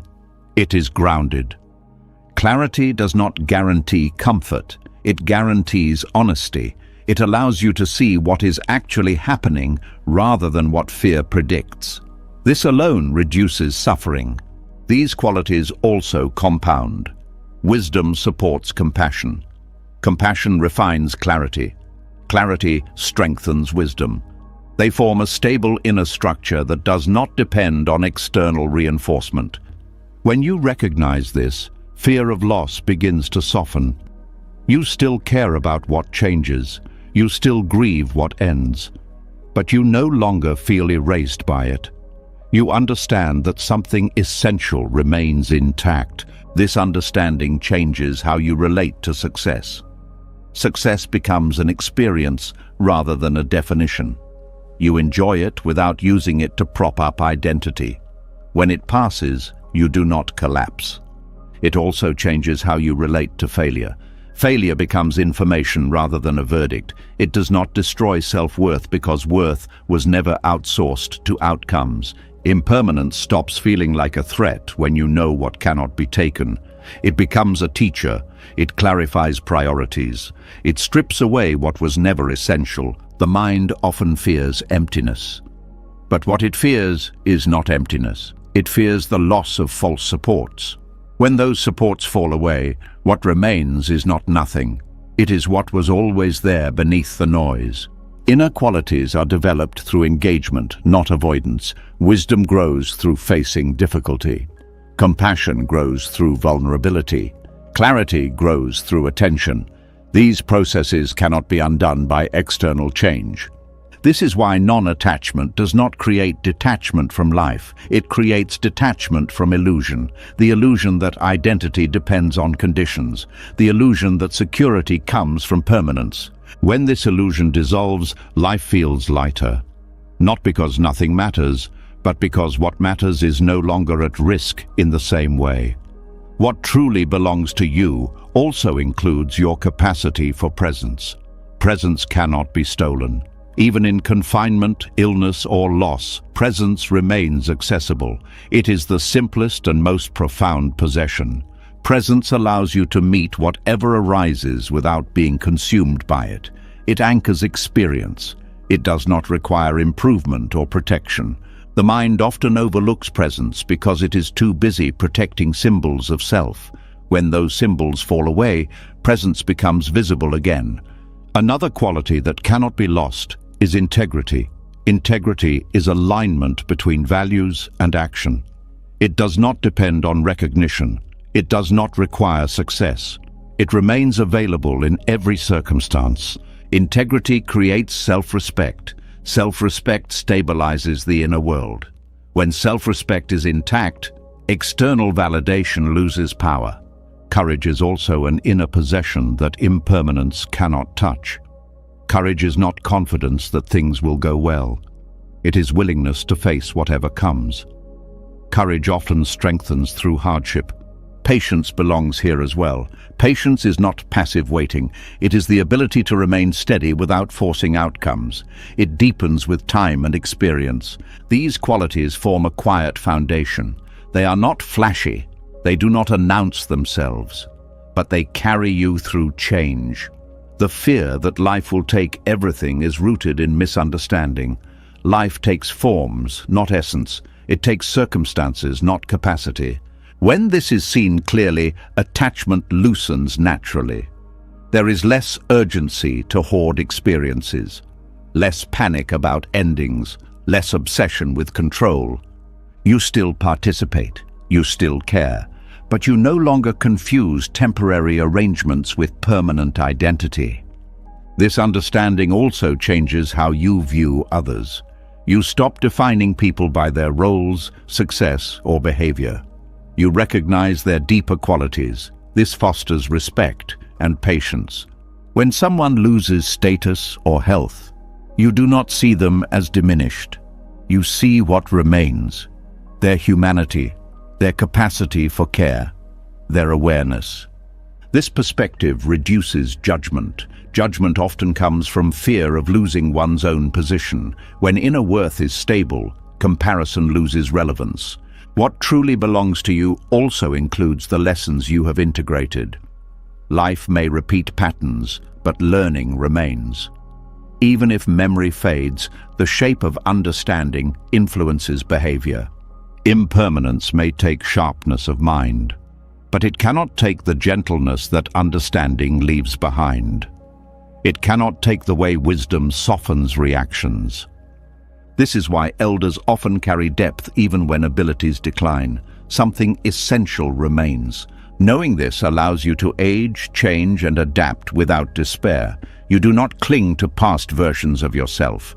You allow evolution. It also changes how you approach the future. You plan without panic. You prepare without obsession. You trust that whatever comes, you bring something valuable to meet it. The belief that you are only as strong as your circumstances creates anxiety. The recognition that strength is internal creates peace. This peace is not denial. It is grounded. It acknowledges loss without turning it into identity. When you understand what cannot be lost, you stop defending yourself so aggressively. Life no longer feels like a constant threat. You can relax your guard. Relaxation does not mean passivity, it means responsiveness. You respond instead of react. This shift restores energy. Energy once spent on fear becomes available for presence, care, and creativity. What truly belongs to you also includes your capacity to begin again. Beginnings do not depend on what you still have. They depend on willingness. Willingness cannot be taken. It is an inner choice. As this understanding deepens, impermanence stops being the enemy. It becomes the context within which what truly matters is revealed. What falls away was never yours to keep. What remains was never at risk. This does not eliminate grief. It transforms it. Grief becomes the honoring of what passed, not the collapse of what remains. Life continues to change. Bodies age, circumstances shift, relationships evolve, but wisdom remains available, compassion remains possible, clarity remains accessible. These are not possessions in the usual sense. They do not belong to the ego. They belong to awareness itself. And awareness, once cultivated, cannot be taken by time, loss, or change. This is the quiet truth beneath non-attachment. You are not empty when things leave. You are revealed. What truly belongs to you has been with you all along. As the understanding of what cannot be lost settles into the body, another attachment quietly asks to be seen. Even when possessions, roles, and circumstances loosen their grip, there is often something deeper that still holds tight, not to what you have, but to who you believe you are. This attachment feels invisible because it has been there for so long, yet it is one of the strongest sources of suffering. There is a quiet tension in carrying a fixed sense of self, a constant effort to maintain an image, to protect a story, to remain consistent with an idea that once felt useful. This effort rarely rests, and beneath it lives a subtle fear. The fear of not knowing who you are if the story falls away. Identity begins as a practical tool. It helps organize experience. It gives language to memory. It allows communication and belonging. But over time, what began as a reference point hardens into a definition. The mind starts treating identity not as a description, but as a requirement, something that must be defended. When identity becomes fixed, life becomes threatening. Every change feels like a challenge to existence. Growth feels risky. Mistakes feel dangerous. Disagreement feels personal. The mind is no longer responding to events. It is protecting a self-image. This is where suffering intensifies. Not because life is harsh, but because identity is rigid. The need to be someone creates pressure. Pressure to behave consistently. Pressure to meet expectations. Pressure to live up to labels, both internal and external. This pressure narrows the range of possible responses. You are no longer free to change your mind, your direction, or your pace. Detachment from identity does not mean losing personality or memory. It means loosening the belief that you must remain the same in order to be valid. It means allowing identity to be fluid rather than fixed. Most suffering around identity comes from clinging to the past. This is who I am. This is what I do. This is how people know me. When life invites change, the mind resists. It would rather endure discomfort than face uncertainty.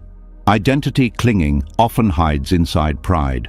Pride in being strong, capable, kind, successful, spiritual, independent. These qualities are not problems. The problem arises when they become obligations. When you feel you must always be strong, always capable, always kind, always composed. This creates emotional exhaustion. You are no longer responding to life honestly, you are performing. Detachment from identity allows honesty. You can be strong one moment and tired the next. You can be confident one day and uncertain the next. These shifts are not failures. They are expressions of being alive.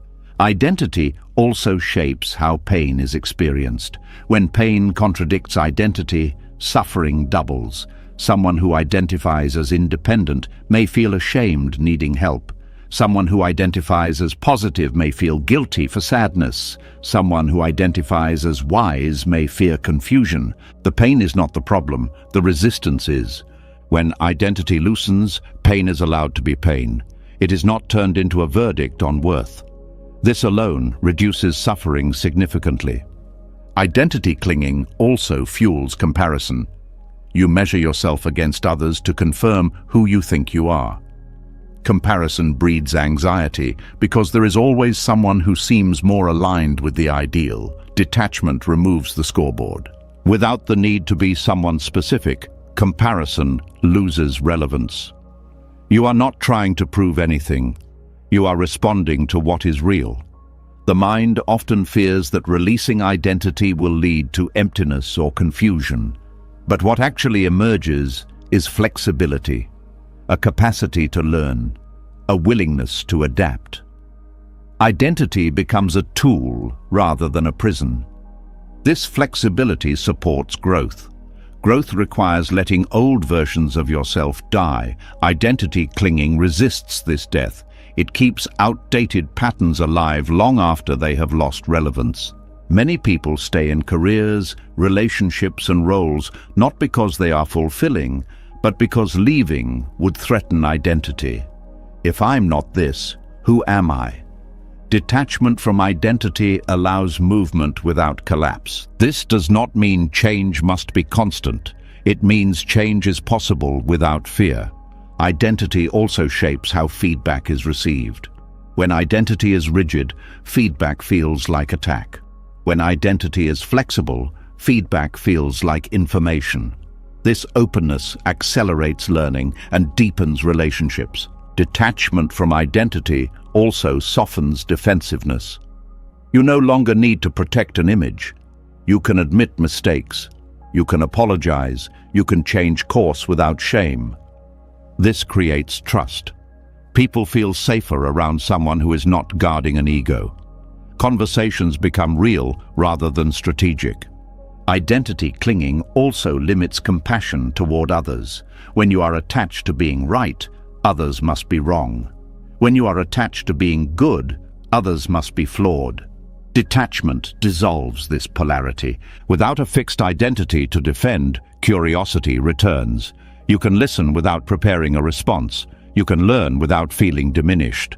The need to be someone also interferes with presence. The mind is constantly checking whether behavior aligns with identity. Is this on brand? Does this fit who I am?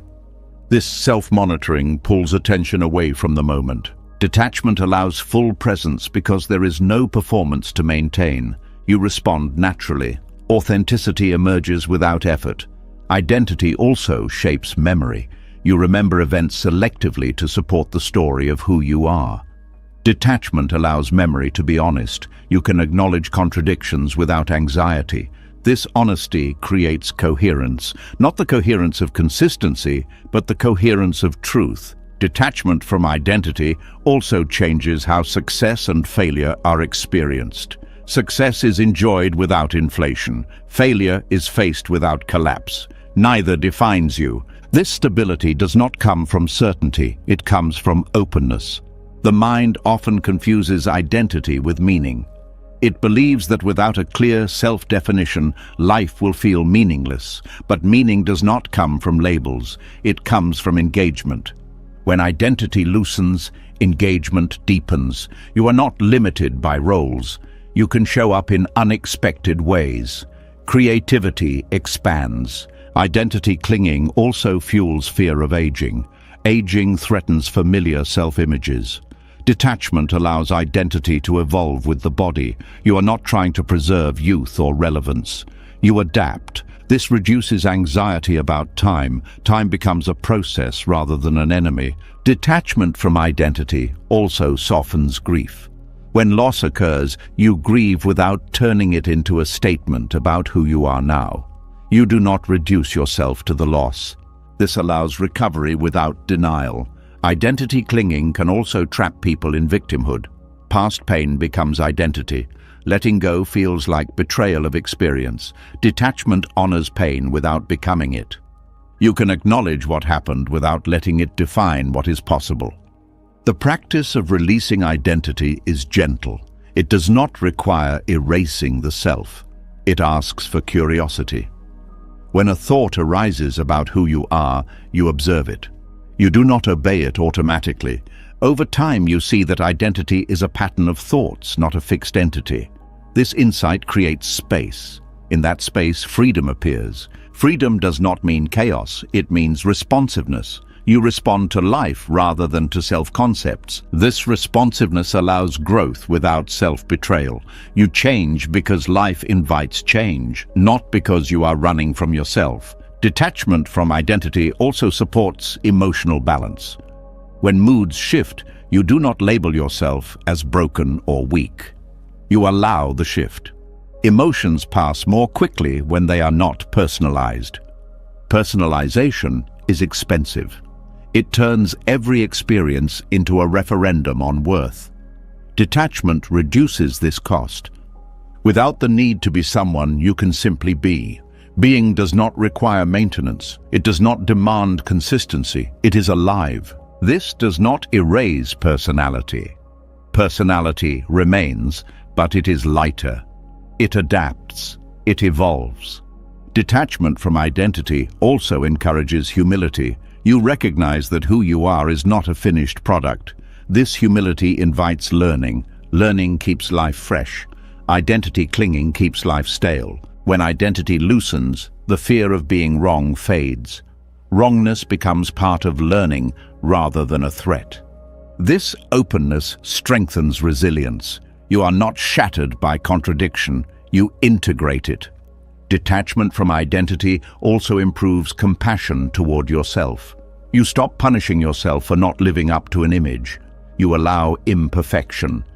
Imperfection is not a flaw, it is evidence of movement. As identity loosens, life feels more spacious. There is less to protect, less to prove, less to maintain. You still act. You still choose. You still care. But you are no longer carrying the weight of a rigid self-definition.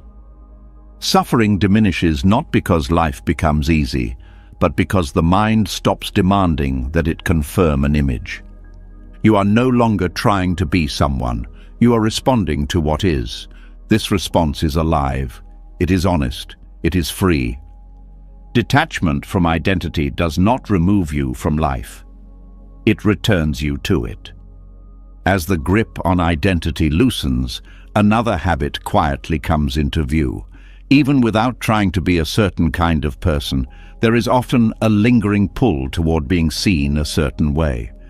A subtle checking, a quiet hope for approval, a fear of disapproval. This habit is so normalized that it rarely feels optional, yet it carries a heavy cost. There is a tiredness many people carry without realizing why. A background exhaustion that does not come from work or responsibility, but from constant self-adjustment, from monitoring reactions, from shaping words, emotions, and choices to remain acceptable.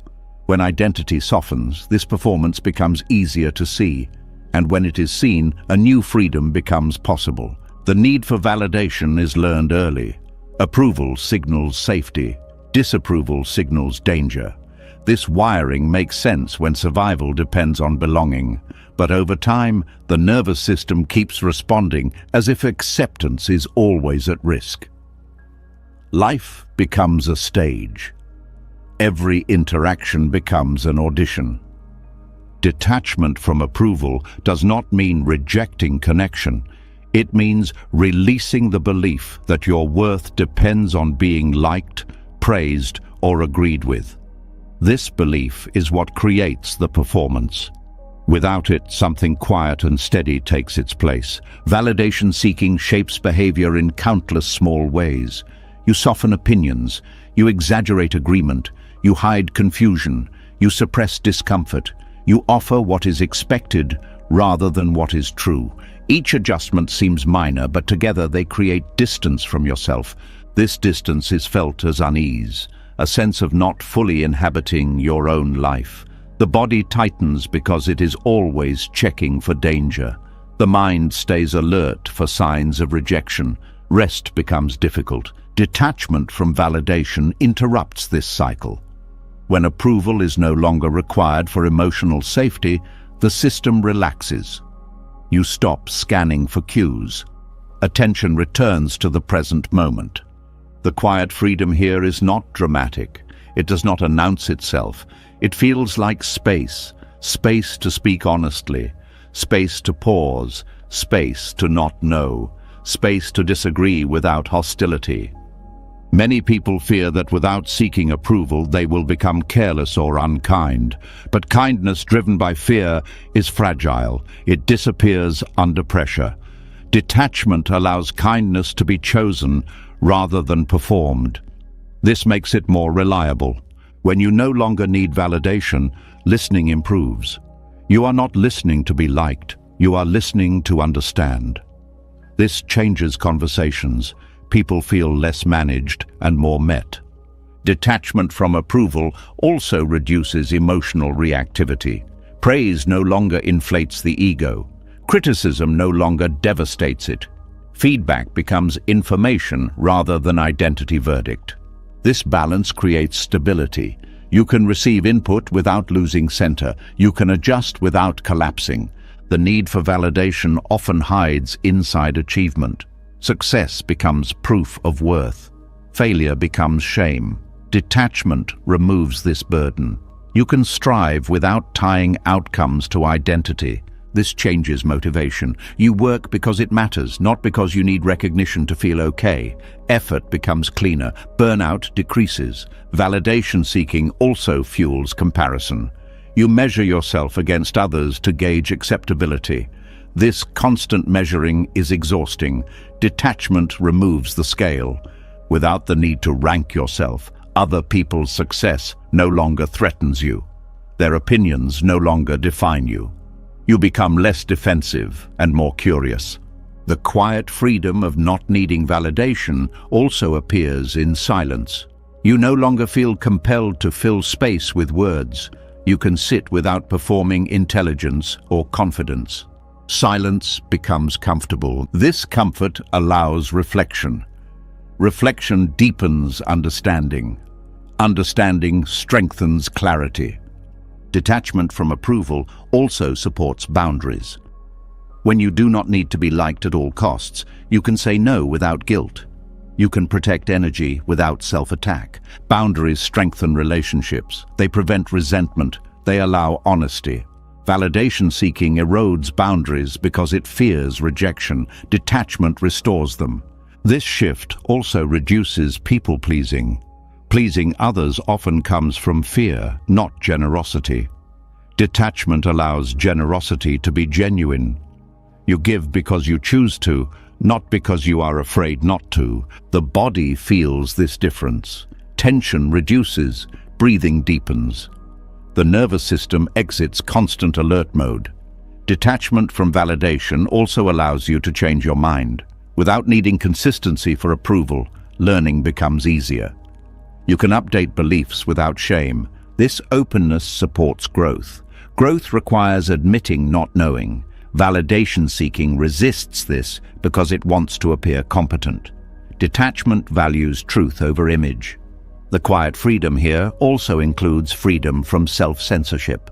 You stop editing yourself excessively. You speak more directly. This does not make you harsh. It makes you clear. Clarity reduces misunderstanding. Misunderstanding fuels conflict. Detachment improves communication by reducing hidden agendas. Validation seeking also affects emotional expression. You may hide sadness to appear strong. You may hide joy to avoid envy. Detachment allows emotional honesty without theatrics. Emotions move more freely when they are not managed for effect. This prevents emotional buildup. Feelings pass rather than accumulate. The fear behind validation seeking is often the fear of exclusion. Detachment does not deny this fear. It places it in perspective. Belonging is valuable, but not at the cost of self-erasure. When you stop sacrificing authenticity for acceptance, you attract connections that align naturally. Relationships become fewer but deeper. You are met rather than tolerated. Detachment from approval also changes how you relate to authority. You respect wisdom without surrendering agency. You listen without shrinking. You evaluate without rebellion. This balance creates maturity. You are not defined by approval or opposition. You choose based on values. The need for validation often intensifies during uncertainty. When the future feels unclear, approval feels stabilizing. Detachment offers a different anchor: inner alignment. Inner alignment is knowing why you do what you do. It does not require agreement. It provides steadiness when opinions differ. Detachment from validation also softens self-judgment. When you stop measuring yourself by external reactions, you stop attacking yourself for perceived failures. Compassion increases. Self-compassion supports resilience. You recover faster. You try again. You do not quit because of embarrassment. Validation seeking also affects creativity. Fear of judgment limits expression. Detachment frees creativity. You explore without pre-approval. This freedom allows originality. Originality thrives when approval is not the goal. The quiet freedom here also includes freedom from over-explaining. You stop justifying choices excessively. You trust yourself enough to act without constant defense. This trust strengthens confidence. Confidence becomes grounded rather than performative. Detachment from approval also reduces resentment. When you stop expecting others to validate you, you stop blaming them for not doing so. Responsibility returns inward. This responsibility is empowering. You are no longer dependent on moods, opinions, or reactions. The exhaustion of being acceptable fades. You no longer carry the burden of constant self-monitoring. Life feels lighter.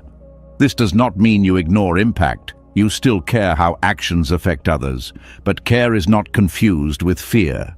Detachment allows responsiveness without submission. You adjust when it aligns with values, not when it is demanded by insecurity.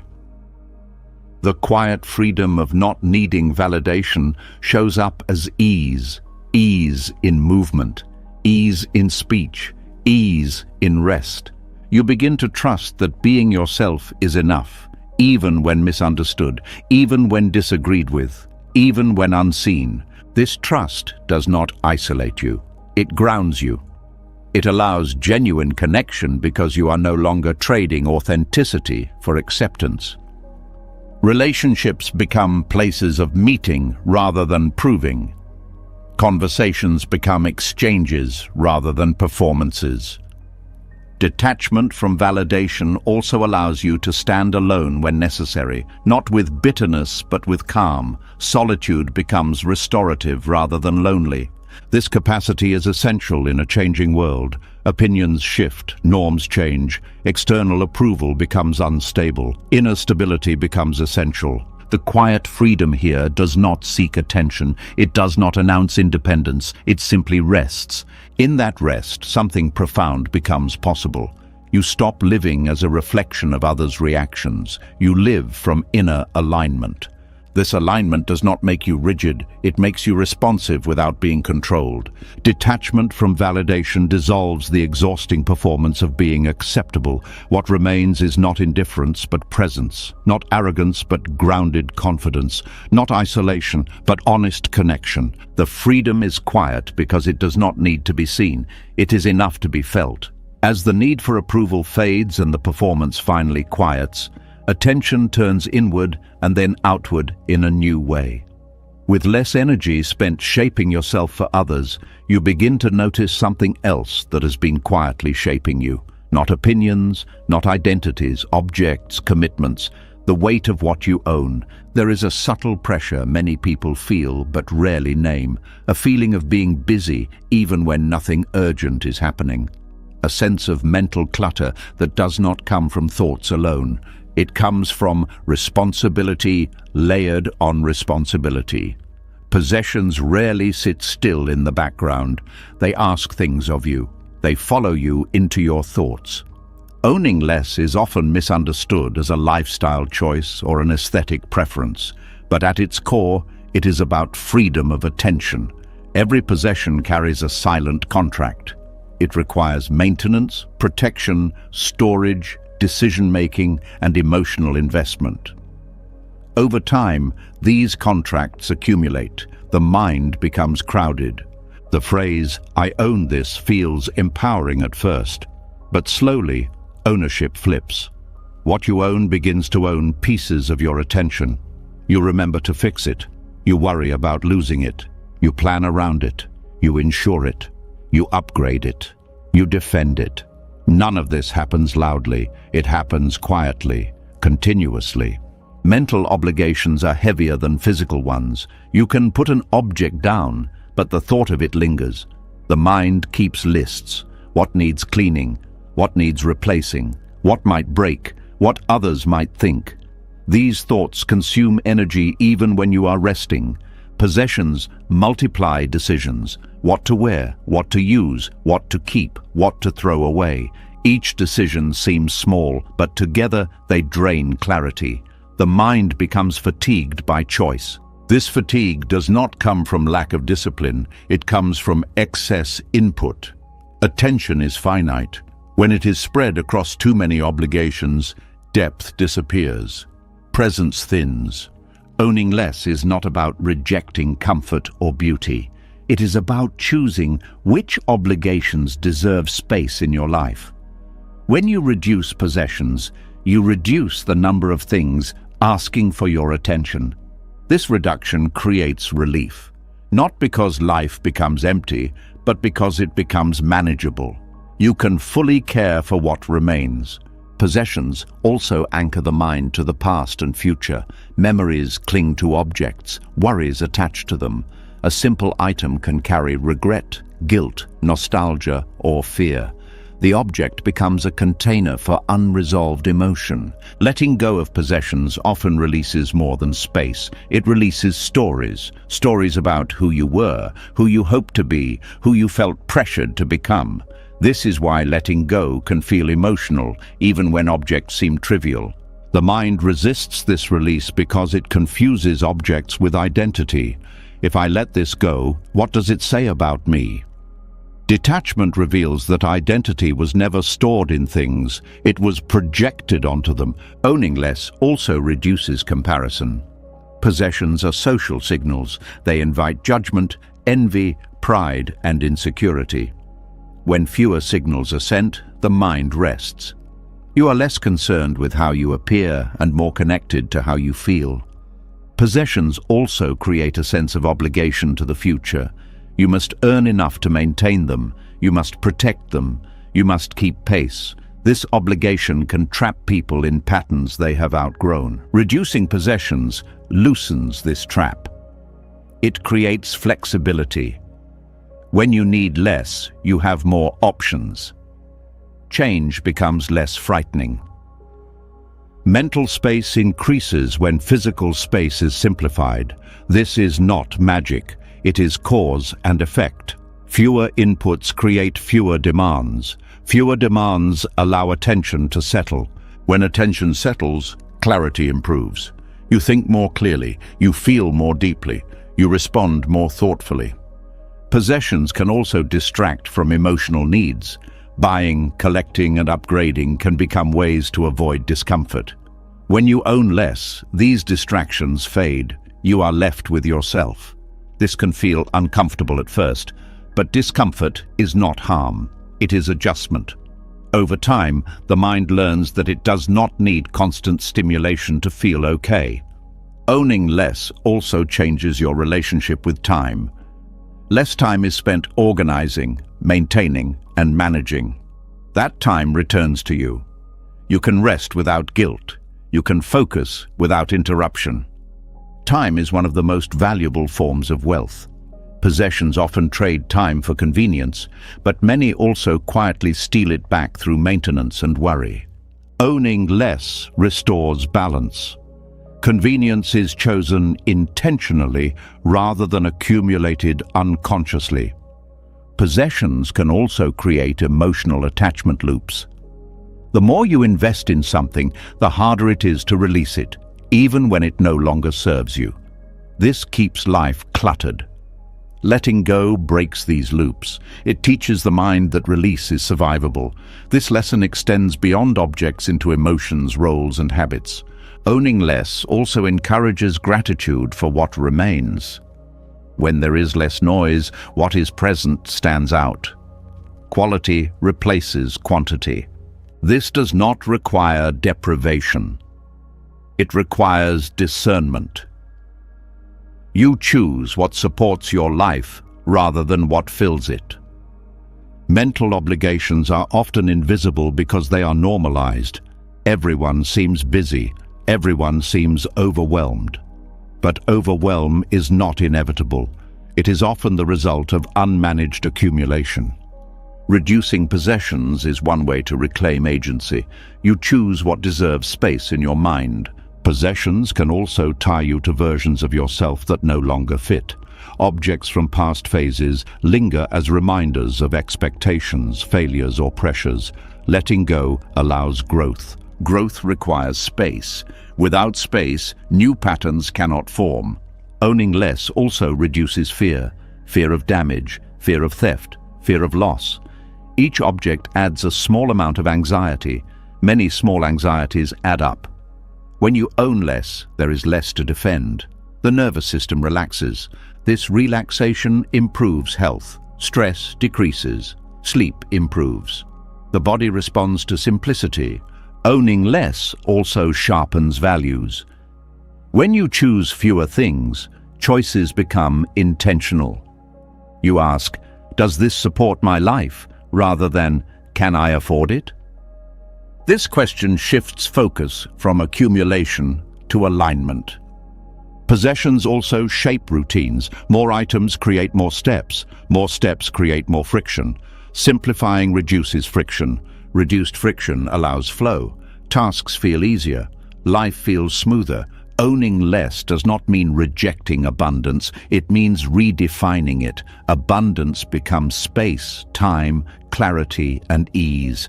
These forms of abundance cannot be purchased. They are created by reduction. Possessions often promise happiness, but deliver maintenance. When this pattern is seen clearly, desire softens. You no longer expect objects to complete you. This softening frees energy. Energy returns to relationships, creativity, and rest. Owning less also encourages presence. You notice what is here rather than managing what is everywhere. Attention deepens. Presence improves experience. Even simple moments feel rich when attention is undivided. Possessions can also create emotional dependency. Comfort becomes tied to objects. Without them, anxiety rises. Owning less rebuilds emotional resilience. You learn that comfort comes from internal stability rather than external arrangements. This resilience extends to uncertainty. When life changes, you adapt more easily because you are not anchored to many things. Owning less also simplifies decision-making. Fewer options create clarity. Clarity reduces stress. This is not about restriction, it is about focus. Focus allows mastery. You care well for what remains. Possessions often distract from values. Reducing them brings values into view. You live more deliberately. Owning less also changes how you consume information. You become selective. You stop absorbing everything. This reduces mental clutter further. The mind becomes quieter. Thoughts slow. Awareness expands. This quiet is not emptiness. It is readiness. Owning less is not a moral achievement. It is a practical one. It reduces the number of mental obligations you carry. When obligations decrease, freedom increases.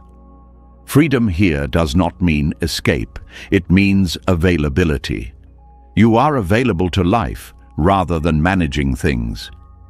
As possessions loosen their hold, the mind regains ownership of itself.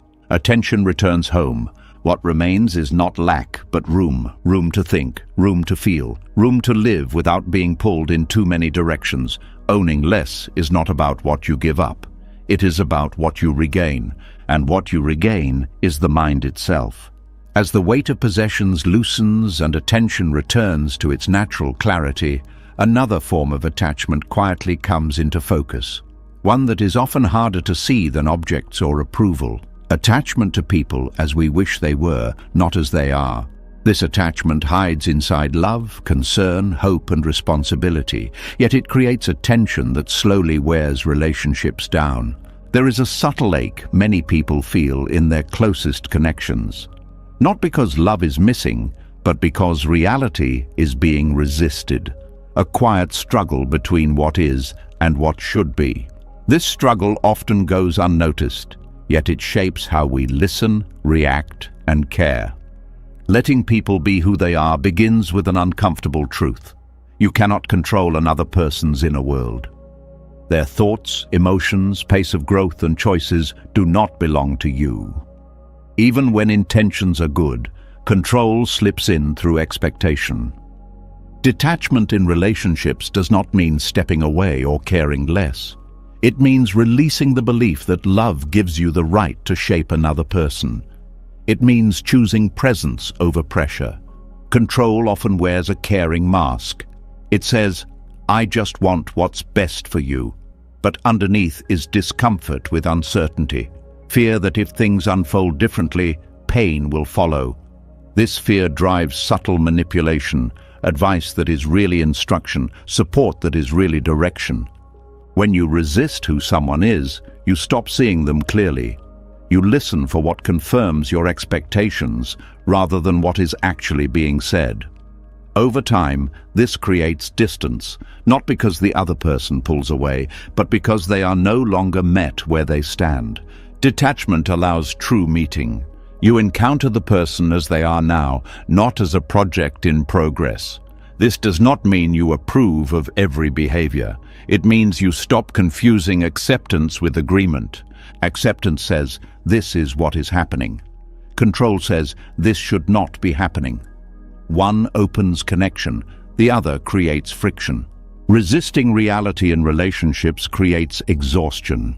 You are constantly adjusting, correcting, worrying, and monitoring. The relationship becomes work. Not the healthy work of care, but the draining work of management. Letting go of control does not make you passive, it makes you responsive. You respond to what is real rather than reacting to unmet expectations. Many conflicts do not arise from disagreement, but from resistance. Resistance to how someone feels, resistance to how fast or slow they change, resistance to who they are becoming. When resistance drops, conflict often softens. Conversations shift. There is more curiosity and less defense. You ask instead of assume. Detachment also removes the pressure to fix. When someone you love is struggling, the urge to fix can be overwhelming. But fixing often communicates mistrust. It says, "I don't believe you can handle this." Letting people be does not mean withholding support. It means offering support without trying to control outcomes. You stand beside rather than stand over. This posture strengthens relationships. People feel respected rather than managed. Trust grows naturally. Control also limits emotional honesty. When people sense they must meet expectations to be accepted, they hide parts of themselves. Detachment creates safety for truth. Truth deepens intimacy. Letting people be also requires tolerance for discomfort. Growth is rarely neat. People learn through mistakes. Control tries to smooth the path. Detachment allows the path to unfold. This does not mean you ignore harm. Boundaries remain essential. Letting someone be who they are does not mean allowing abuse or neglect. Detachment supports boundaries because it separates acceptance from tolerance. You can accept that someone is acting in a certain way while still choosing not to engage with that behavior. This clarity reduces guilt and confusion. Detachment also softens disappointment. When you release rigid expectations, people no longer fail as often. You meet reality instead of a fantasy. This reduces resentment.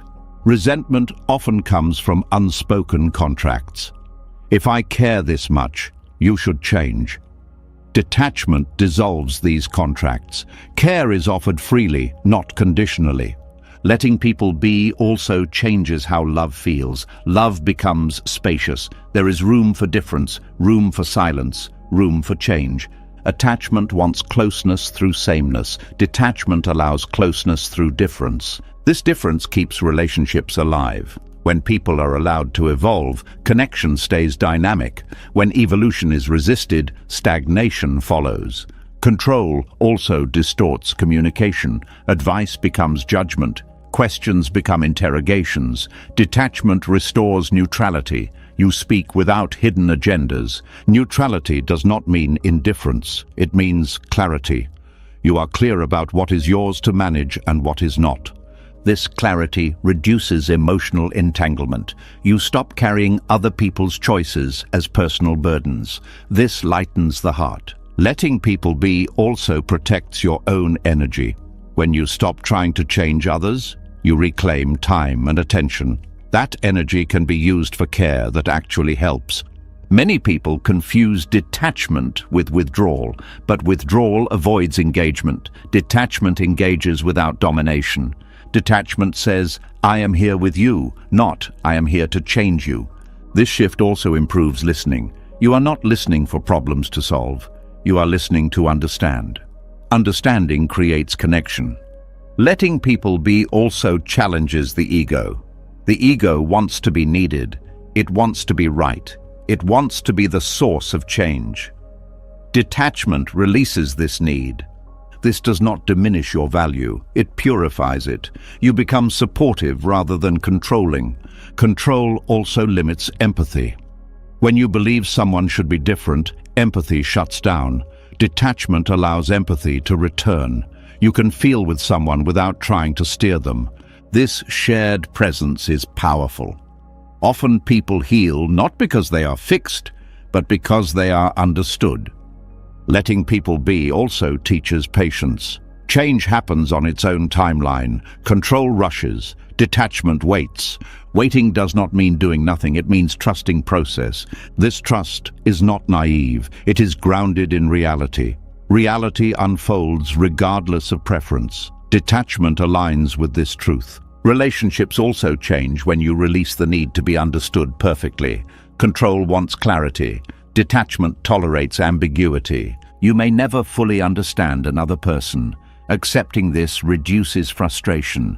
Mystery becomes part of connection rather than a problem. Letting people be also reduces fear of loss. When you stop clinging to specific outcomes, relationships feel less fragile. You enjoy what is present without demanding permanence. This enjoyment is cleaner. It does not carry the weight of future anxiety. Control often tries to prevent loss by tightening bonds. Detachment strengthens bonds by allowing freedom. People stay where they are respected. Letting people be also improves self-respect. When you stop over-functioning in relationships, you stop abandoning yourself. Balance returns. You no longer define your worth by your ability to influence others. You rest in your own integrity. This integrity stabilizes relationships. You show up consistently without overextending.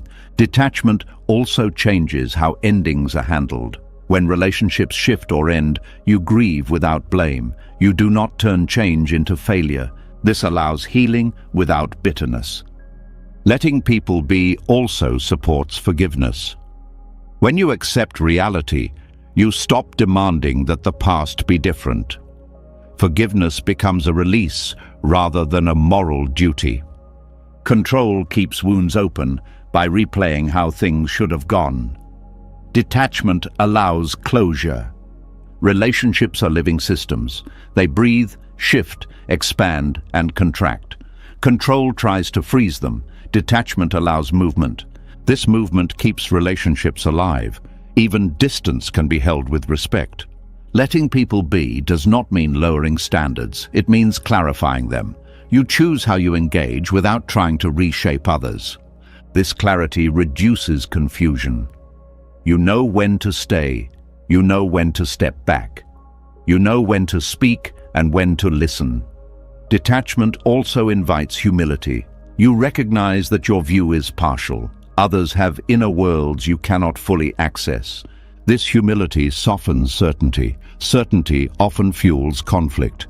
Letting people be also creates emotional safety. Safety does not come from agreement. It comes from respect. Respect says, you are allowed to be yourself, even when it is uncomfortable for me. This respect builds trust. Trust deepens connection. Detachment does not abandon relationships. It abandons illusions about control. When control fades, love becomes simpler. You care without managing. You support without steering. You connect without constricting. This simplicity is not shallow. It is grounded. The tension that once lived between expectation and reality dissolves. What remains is presence. Presence does not require improvement. It requires attention. And attention, when offered without control, becomes one of the most powerful forms of love. As the effort to control others softens and relationships begin to breathe again, another pattern becomes impossible to ignore. Even when intentions are loving, something tight can still live beneath the surface. A constant checking, a quiet worry, a feeling that love must be protected or it will disappear. This is where love slowly transforms into something heavier. Not because love is flawed, but because fear has entered it. There is a familiar tension many people feel in close relationships. A restlessness that does not come from lack of care, but from too much concern. Love feels alive, yet the nervous system stays alert. This alertness is not devotion, it is anxiety, and anxiety, when mixed with love, changes its shape.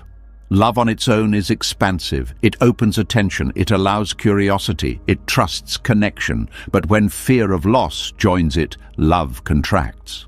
It starts watching, measuring, anticipating danger. What once flowed naturally now requires effort. Attachment is the doorway through which fear enters love. Attachment says, I need this to stay the same for me to be okay. Love says, I am here with you as you are.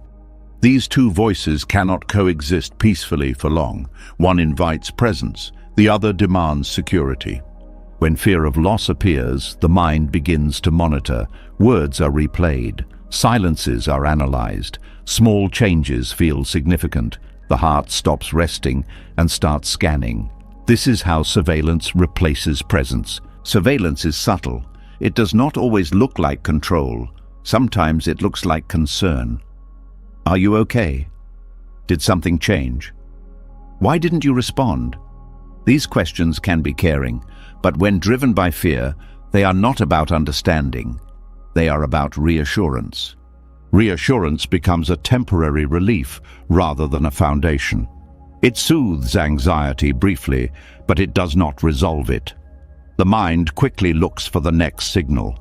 Love becomes exhausting because it never feels settled.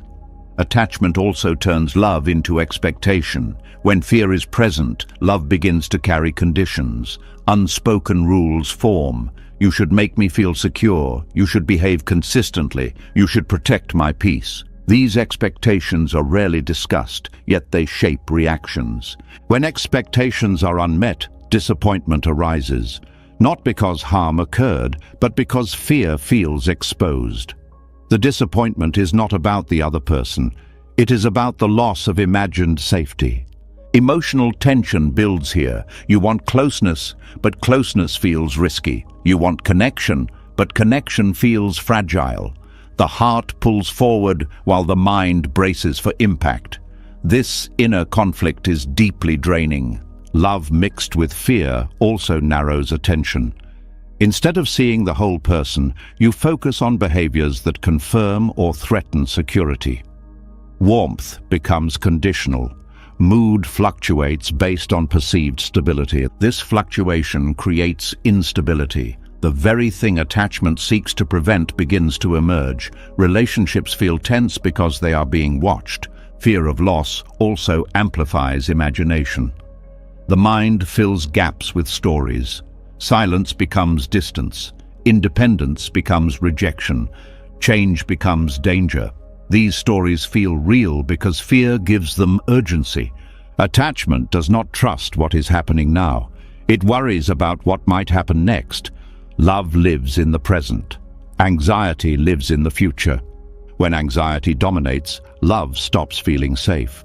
Both people sense the tension. One feels watched. The other feels insecure. Neither feels fully at ease. Attachment also changes communication. Conversations become strategic. You choose words carefully to avoid upsetting balance. Honesty feels risky. You may hide feelings to maintain peace or express them explosively when tension builds. Neither pattern supports intimacy. Intimacy requires safety. Safety requires freedom from constant evaluation. Love mixed with fear also struggles with autonomy. When someone you love needs space, fear interprets it as withdrawal. Instead of respecting independence, attachment tightens. This creates pressure. Pressure does not create closeness. It creates resistance. The more pressure is applied, the more distance appears. Attachment then interprets this distance as confirmation of fear, and the cycle deepens. This cycle often repeats without awareness. People believe they are loving deeply, but they are actually managing anxiety. The energy goes into prevention rather than connection. Fear-based love also turns small conflicts into major threats. Disagreements feel dangerous because they suggest instability. Instead of addressing the issue, the mind focuses on preserving the relationship at all costs. This avoidance prevents resolution. Issues remain unresolved. Resentment accumulates. Love becomes tense.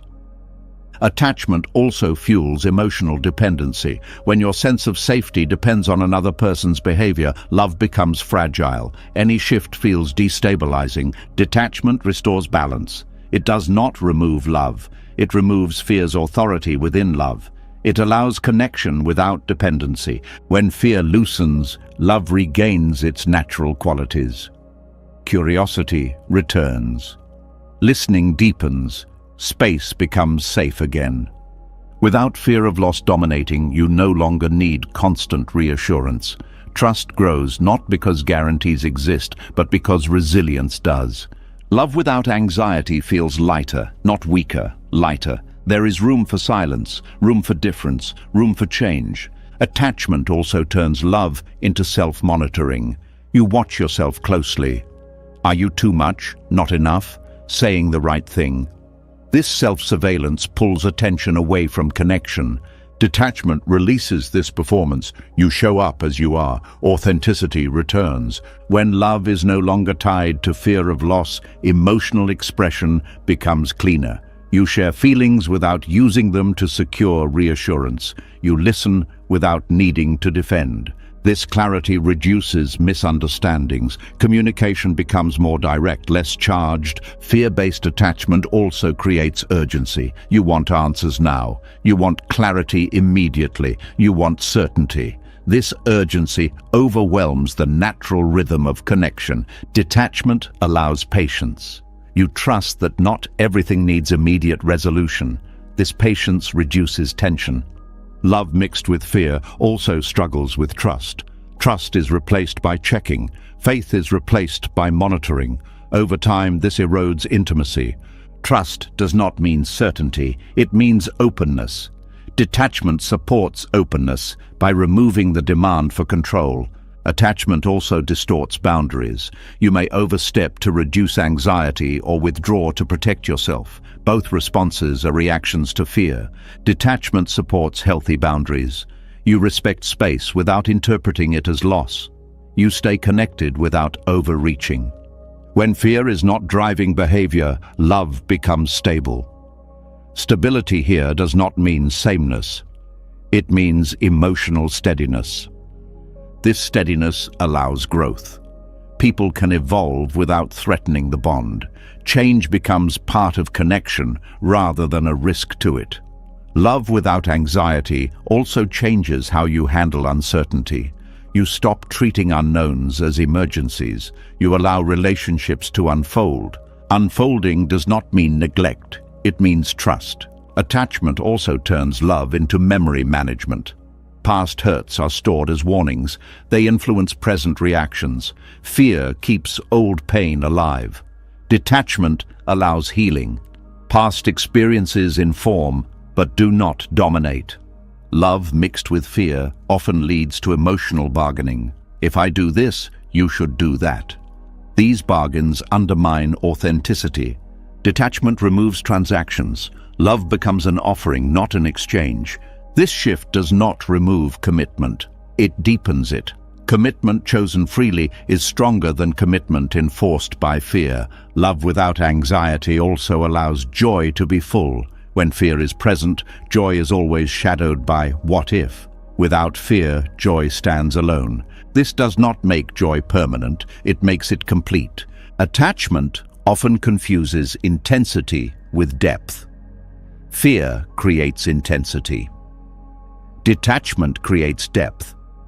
Depth is steady. It does not spike and crash. It grows quietly. Love mixed with fear also limits compassion. Fear focuses inward. Detachment opens outward. Compassion flows when you are not consumed by your own insecurity. Detachment does not remove vulnerability. It supports it. Vulnerability without fear is intimacy. Vulnerability with fear is exposure. This difference matters. As attachment loosens, love becomes less about securing the future and more about meeting the present. You stop guarding love and start living it. The anxiety that once accompanied care fades. What remains is warmth without tension. Love does not need fear to survive. Fear does not protect love, it constricts it. When fear steps aside, love regains its natural intelligence. It knows how to adapt. It knows how to endure. Attachment turned love into anxiety by asking it to guarantee what life never promised. Detachment returns love to its rightful place, not as a shield against loss, but as a way of being present while life moves. And in that presence, love finally rests. As love relaxes and anxiety loosens its grip, something unexpected begins to show itself. When fear steps aside, life does not fall apart. In fact, it often does the opposite. Connections soften, moments deepen. What once felt fragile begins to feel strangely steady. This raises a quiet curiosity. Could it be that holding on was never what kept things close? There is a subtle mystery here. The harder something is grasped, the more tense it becomes. The moment pressure is released, ease returns. This pattern appears everywhere, yet the mind resists it. It feels backwards, and still, life keeps proving it true. Releasing is often misunderstood as giving up, but release is not rejection, it is permission. Permission for things to move, breathe, change, and find their natural place. When you stop forcing continuity, continuity sometimes arrives on its own. The paradox is simple but uncomfortable. What you try to hold still often slips away faster. What you allow to move freely often stays longer. This is because tight holding introduces fear. Fear introduces tension. Tension disrupts balance. Balance is what allows things to remain. When you grip something tightly, you signal mistrust. You tell life, I don't believe you will stay unless I force you. That force creates strain. Strain weakens connection. Releasing removes strain. It replaces pressure with openness. Openness creates space. Space allows things to settle naturally. This applies not only to relationships, but to emotions, opportunities, creativity, and even peace. The mind often tries to trap good experiences, afraid they will disappear. In doing so, it squeezes the joy out of them. Joy thrives in freedom. It fades under surveillance. When you allow joy to come and go, it visits more often. When you demand that it stay, it retreats. This paradox appears clearly in human connection. People stay where they are free. They leave where they are controlled. This is not a moral statement. It is a natural response. When someone feels held by expectations, watched by fear, or bound by obligation, the nervous system tightens. Distance becomes a form of relief. When someone feels trusted, respected, and free to be themselves, closeness grows. Staying feels natural rather than forced. Releasing does not guarantee permanence. Nothing does. But it creates the conditions where staying is possible. Holding tightly creates conditions where leaving becomes necessary. The mind often believes that control is protection, but control signals danger. It tells the other, I am afraid. Fear is contagious. It spreads tension. Release signals trust. Trust creates safety. Safety invites presence. This is why release often strengthens bonds rather than weakening them. The paradox also applies internally. When you release the need to feel a certain way, emotions move more smoothly. Sadness passes faster when it is allowed. Anxiety softens when it is not resisted. When you cling to emotions, they linger. When you fight them, they harden. When you allow them, they complete their cycle. This is not resignation. It is cooperation with how the mind works. Thoughts behave the same way. The more you try to stop a thought, the louder it becomes. When you allow it without engagement, it fades on its own. Release removes friction. Friction creates heat. Heat creates suffering. This paradox also shapes creativity. Ideas flow when there is freedom. When you try to force inspiration, it disappears. When you allow play, creativity returns. Artists, writers, thinkers often discover this through experience. Effort helps, but pressure kills. Discipline supports creation. Control suffocates it. Releasing outcome allows process. Process is where life happens. The paradox also applies to growth. When you cling to who you think you should be, growth slows. When you release identity, growth accelerates. Growth requires letting go of outdated versions of yourself. Holding on delays evolution. Release invites it. Even confidence follows this pattern. When you try to appear confident, you become tense. When you allow uncertainty, confidence emerges naturally. Confidence is not the absence of doubt. It is comfort with movement. Releasing does not mean you do nothing. It means you act without gripping the result. You engage fully, then let go of how it turns out. This is the difference between effort and attachment. Effort is clean. Attachment is heavy. Effort says, I will do my part. Attachment says, this must work or I am not okay. Life responds better to effort than to demand. The paradox also reshapes how loss is experienced. When you release before loss happens, loss hurts but does not shatter. When you cling until the end, loss feels like collapse. Release builds emotional flexibility. Flexibility absorbs impact. Rigidity breaks. This is why people who practice letting go often recover faster from change. They are not less affected. They are less destroyed. Releasing also improves decision-making. When you are not attached to a single outcome, you see more options. Creativity increases. Fear decreases. Attachment narrows vision. Release widens it. The paradox appears even in physical balance. Tight muscles fall. Relaxed muscles adjust. Balance requires movement, not stiffness. Life mirrors this truth everywhere. The mind struggles with this because release feels like risk. It feels like stepping into uncertainty without armor.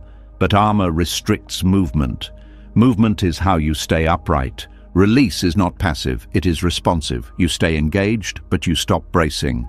This is why releasing often brings relief. The body senses reduced threat. The nervous system settles. When the nervous system settles, connection improves, communication improves, perception sharpens. The paradox also affects how time is experienced. When you cling to moments, time feels fast and anxious. When you allow moments to pass, time feels fuller. You stop chasing time, you inhabit it. Releasing also changes how you relate to success. Success enjoyed without attachment feels satisfying. Success clung to becomes stressful. Fear of loss replaces joy. Release allows success to be appreciated without fear. The same is true of failure. When you release identity from outcome, failure becomes information. When you cling to identity, failure becomes shame. Release transforms experience into learning. This paradox also influences trust. Trust cannot be forced. The more you demand it, the less it appears. When you release control, trust grows naturally. Trust requires space. Attachment closes space. Releasing does not mean you stop caring, it means you stop controlling. Care remains, control dissolves. This distinction is crucial. Many people avoid release because they fear losing care. But care without control is purer. It does not need to manipulate. Release also improves honesty. When you are not trying to keep something at all costs, you speak more truthfully. Truth strengthens connection. Attachment encourages silence and performance. Release encourages authenticity. The paradox shows up in happiness as well. When you chase happiness, it slips away. When you allow moments of contentment, happiness appears quietly. Happiness resists pursuit. It responds to presence. Release creates presence. Attachment creates pursuit. The mind often argues that release is irresponsible, but release is not neglect. It is realism. You acknowledge what you can influence and what you cannot. This clarity prevents wasted energy. Energy returns to what is actually possible. The paradox also affects patience. When you release urgency, things unfold more smoothly. When you rush, you create resistance. Resistance slows progress. Release aligns timing. This does not mean waiting passively, it means acting without panic. Releasing also softens fear of endings. When you allow things to come and go, endings feel less catastrophic. You have practiced letting go. Practice builds skill. Skill builds confidence. The paradox also reshapes attachment to meaning. When you try to define meaning tightly, life feels rigid. When you allow meaning to evolve, life feels rich. Meaning grows through experience, not control. Release also supports compassion. When you release expectations of others, compassion flows. When you cling to how others should be, judgment rises. Compassion strengthens bonds. Judgment weakens them. The paradox is especially visible in parenting, leadership, and care. Guidance without control supports growth. Control without trust creates rebellion. Releasing allows others to find their own balance. The mind often fears that release will lead to chaos. But chaos often comes from resistance. When systems are allowed to self-adjust, balance returns. Nature demonstrates this constantly. Water flows around obstacles. It does not force its way through, and because it flows, it endures. Human life follows the same principle. Release is not weakness, it is alignment with reality. The paradox remains uncomfortable because it asks you to trust something beyond control. But every time you release and notice that life continues, trust grows. Trust is built through experience, not belief. As you practice releasing small things, larger releases become possible. Confidence grows quietly. You begin to see that staying does not come from gripping, it comes from fit. Things stay where they belong. When you release, you allow fit to reveal itself. What stays after release is what was never dependent on force.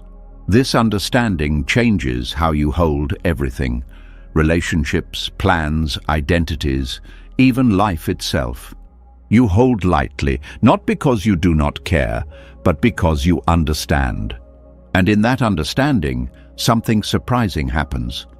What is allowed to come and go naturally often stays longer than what is tightly held, not because you demanded it, but because it was free.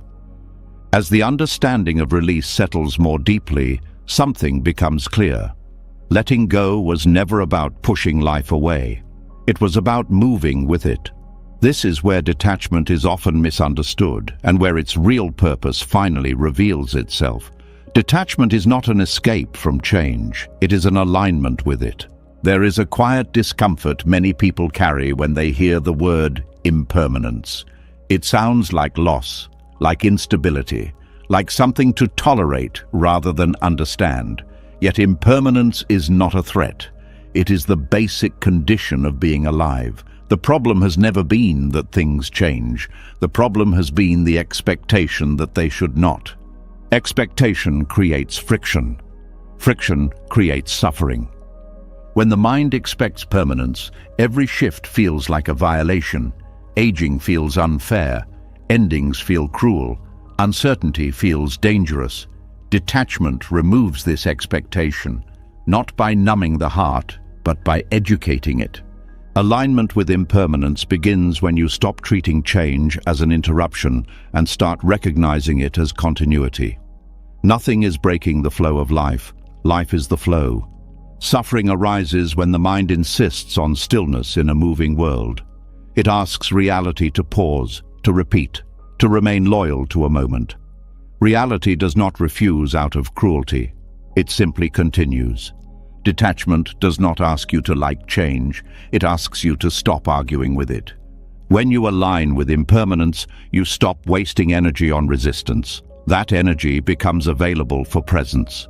Presence does not eliminate pain, but it prevents pain from turning into suffering. Pain is unavoidable. Suffering is optional. This distinction is subtle but powerful. Pain comes from loss, disappointment, limitation, and uncertainty.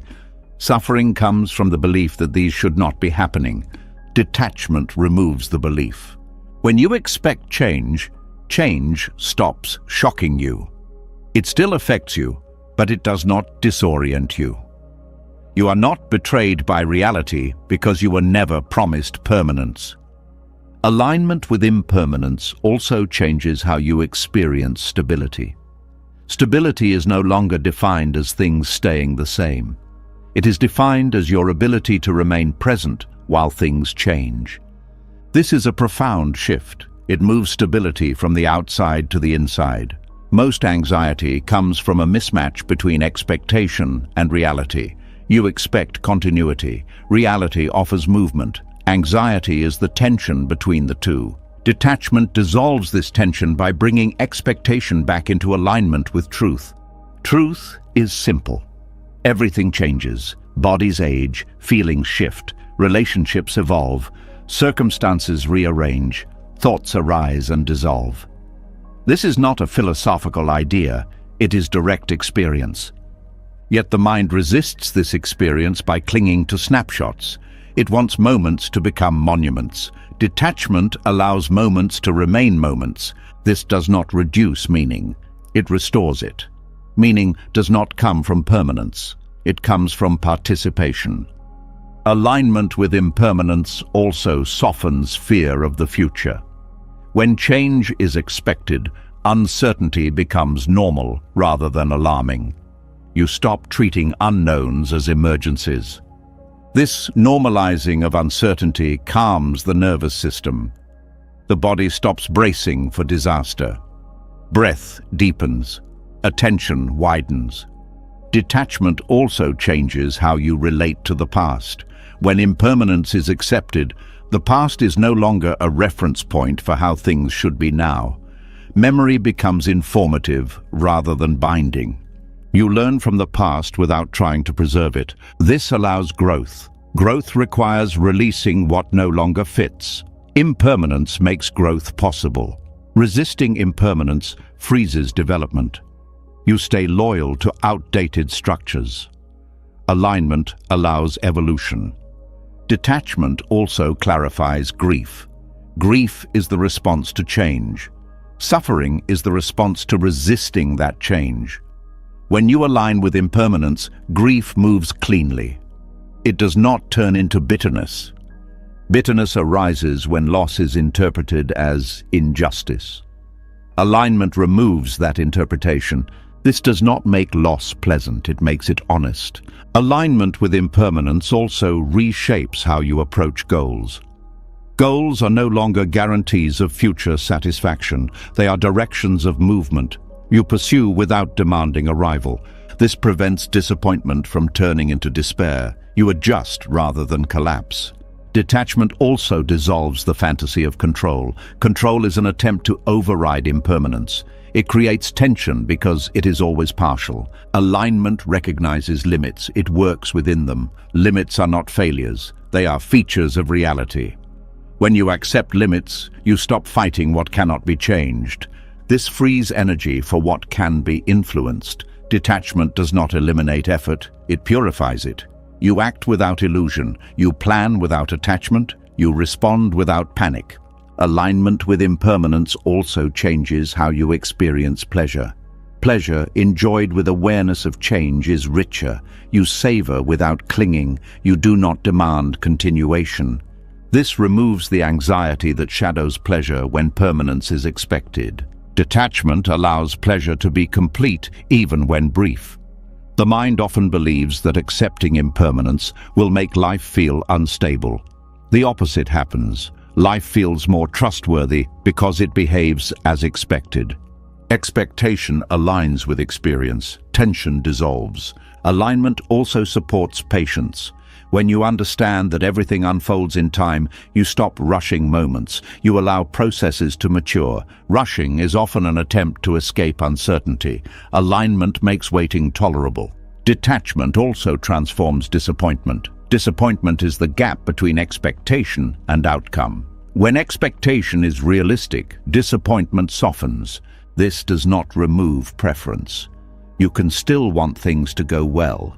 You simply do not require them to. This distinction preserves hope without creating dependency. Alignment with impermanence also improves emotional regulation. Emotions are movements. When allowed to move, they pass. When resisted, they intensify. Detachment allows emotional weather to change without panic. You stop labeling emotions as problems. You experience them as information. This reduces internal conflict.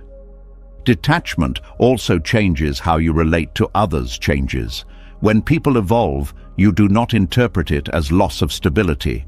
You adjust. This flexibility supports long-term connection. Alignment with impermanence also reframes aging. Aging is not decline, it is transformation. Resisting it creates suffering. Aligning with it creates dignity. You work with your body rather than against it. Detachment also influences how you experience uncertainty in the world. Economic shifts, cultural changes, global events. When impermanence is expected, uncertainty does not collapse your inner world. You stay informed without being consumed. This resilience is essential in a changing world. Alignment with impermanence also dissolves nostalgia's grip. Nostalgia becomes appreciation rather than longing. You remember without wishing to return. This frees you to live forward. Detachment also reduces regret. Regret often comes from clinging to how things should have been. Alignment allows you to accept what was without trying to rewrite it. Acceptance restores energy to the present. Alignment with impermanence also supports forgiveness. Forgiveness is easier when you stop expecting the past to be different. You accept that people acted within conditions that no longer exist. This understanding softens judgment. Detachment does not remove responsibility. It clarifies it. You are responsible for how you respond now, not for freezing the past. Alignment with impermanence also changes how you experience meaning. Meaning is no longer tied to permanence. It is tied to presence and participation. You stop asking life to last forever to matter. This frees you to engage fully without fear. Detachment also reduces existential anxiety. Fear of death often comes from clinging to permanence. Alignment with impermanence allows you to live fully without demanding immortality. This does not erase fear completely. It places it in context. Alignment with impermanence also encourages humility. You recognize that you are part of a larger process. This reduces ego-driven struggle. Humility does not diminish worth, it grounds it. Detachment allows you to meet life honestly, without fantasy, without denial, without escape. Escape avoids impermanence. Alignment embraces it. This embrace is not dramatic, it is quiet. It shows up as reduced resistance, increased flexibility, and deeper presence. Life continues to change. That will not stop. What can stop is the inner battle against that change. Detachment ends the battle. When you stop expecting things not to change, suffering loosens its grip, pain still visits, loss still happens, but the added layer of mental resistance fades. This is not resignation, it is cooperation. Cooperation with reality creates peace. Peace does not require stillness, it requires alignment. Alignment with impermanence is not a technique, it is a way of seeing. When you see clearly, effort reduces, the mind rests. And in that rest, life does not shrink, it expands. Not because it stays the same, but because you finally move with it.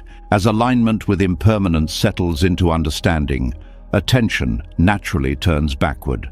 Not out of longing, but because something unresolved often waits there.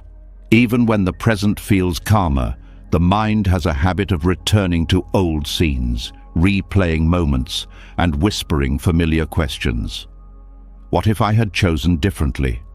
What if I had known then what I know now? This quiet pull toward the past can drain more energy than any future worry. There is a particular heaviness that comes from unfinished inner conversations, a sense that something is still owed to a moment that no longer exists. This is where regret lives, and this is where detachment begins to offer its most gentle relief. Regret is not simply memory. It is attachment to an alternate version of reality. It is the belief that the past should have unfolded differently, and that because it did not, something essential was lost forever. This belief keeps the mind turned backward, investing energy in scenes that cannot respond. Detachment dissolves regret not by erasing memory, but by releasing the demand that the past be rewritten. It recognizes a simple truth. What happened already belongs to impermanence. Clinging to it does not change it. It only steals from now. Most regret is fueled by hindsight. The mind looks back with information that was not available at the time and judges past decisions by present awareness. This creates an unfair standard. You punish a former version of yourself for not knowing what only time could teach. Detachment restores fairness. It allows you to see past choices in their true context. You acted with the understanding, resources, and emotional capacity you had then. Expecting more is not wisdom, it is cruelty. Regret also often confuses responsibility with blame. Responsibility means learning. Blame means staying stuck. Detachment keeps the lesson and releases the punishment. When attachment to what should have been loosens, memory becomes informative rather than accusatory. You can reflect without reliving. You can remember without reopening wounds. This shift releases enormous energy. Energy that was trapped in mental replay returns to the present moment. Attention comes back online. Life feels available again. Regret keeps the nervous system activated. Each replay signals unfinished business. The body responds as if action is still required. Detachment signals completion. It tells the system that the moment has passed. Completion does not mean approval. It means acceptance. Acceptance is the end of internal struggle. Many people believe that holding on to regret proves accountability or depth.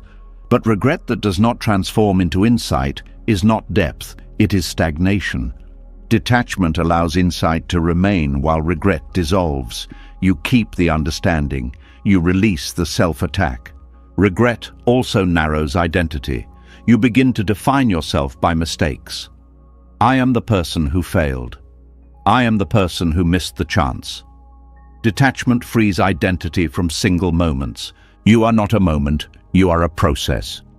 When detachment loosens regret, the past no longer defines the present. It informs it. This difference matters. The mind often resists letting go of regret because it fears repeating mistakes. It believes regret is protection, but awareness protects better than punishment. Learning does not require suffering to continue. Detachment trusts learning. It trusts that insight has already been integrated. Regret also feeds comparison with imaginary timelines. You imagine a version of your life that could have been better, happier, more successful. This imagined life becomes a source of quiet dissatisfaction. Detachment dissolves this comparison by grounding attention in reality. Reality is the only place action is possible. Imagined lives cannot be lived. Only this one can. Regret often disguises grief. Grief for opportunities that passed, for relationships that ended, for versions of yourself that never came to be. Detachment allows grief without fixation. Grief moves when allowed. Regret keeps it frozen. Detachment does not rush grief. It allows it to complete. Completion restores energy. Another source of regret is moral perfectionism, the belief that you should have always known the right thing to do. This belief ignores human complexity. Detachment replaces perfectionism with compassion. Compassion does not excuse harm. It contextualizes it. It allows repair without endless self-punishment. Detachment also softens regret about inaction, the chances not taken, the words not spoken, the risks avoided. These regrets often carry shame. Detachment reframes them as information. You learn what matters. You learn where fear held you back. This learning informs future courage. The past cannot be changed, but the relationship to the past can. Regret consumes attention by demanding resolution where none is possible. Detachment ends the demand. Peace follows. When regret loosens, presence deepens. You notice what is happening now instead of comparing it to what might have been. Presence restores vitality. Life feels immediate again. Detachment also changes how memory is experienced emotionally. Memories lose their sharp edges. They become stories rather than wounds. This does not mean forgetting. It means integration. Integrated memories no longer pull you backward. They sit quietly in awareness. Regret often includes the belief that a single decision ruined everything. This belief exaggerates causality. Life is shaped by countless factors. Detachment restores proportion. No single moment carries that much power. Detachment also dissolves regret rooted in other people's actions. You stop expecting the past to conform to your wishes. You accept that others acted from their own limitations. This acceptance does not condone harm. It releases you from carrying it indefinitely. Regret often comes with rumination, endless thinking that produces no new insight. Detachment interrupts rumination by disengaging from its purpose. The purpose of rumination is control after the fact, control that is impossible. When control is released, thinking quiets. Detachment also returns agency. Instead of asking, "Why did this happen?" you begin asking, "How will I live now?" This question reclaims power. Regret steals agency by anchoring identity in the past. Detachment returns agency by grounding identity in the present. Regret also limits imagination. When the mind is stuck correcting the past, it cannot envision new possibilities. Detachment frees imagination. Imagination directed forward is creative. Directed backward, it is destructive. Detachment redirects imagination toward what can still be shaped. Regret can also attach to perceived wasted time, years spent in the wrong job, relationship, or mindset. Detachment reframes these years as preparation rather than loss. Nothing lived is wasted if it teaches.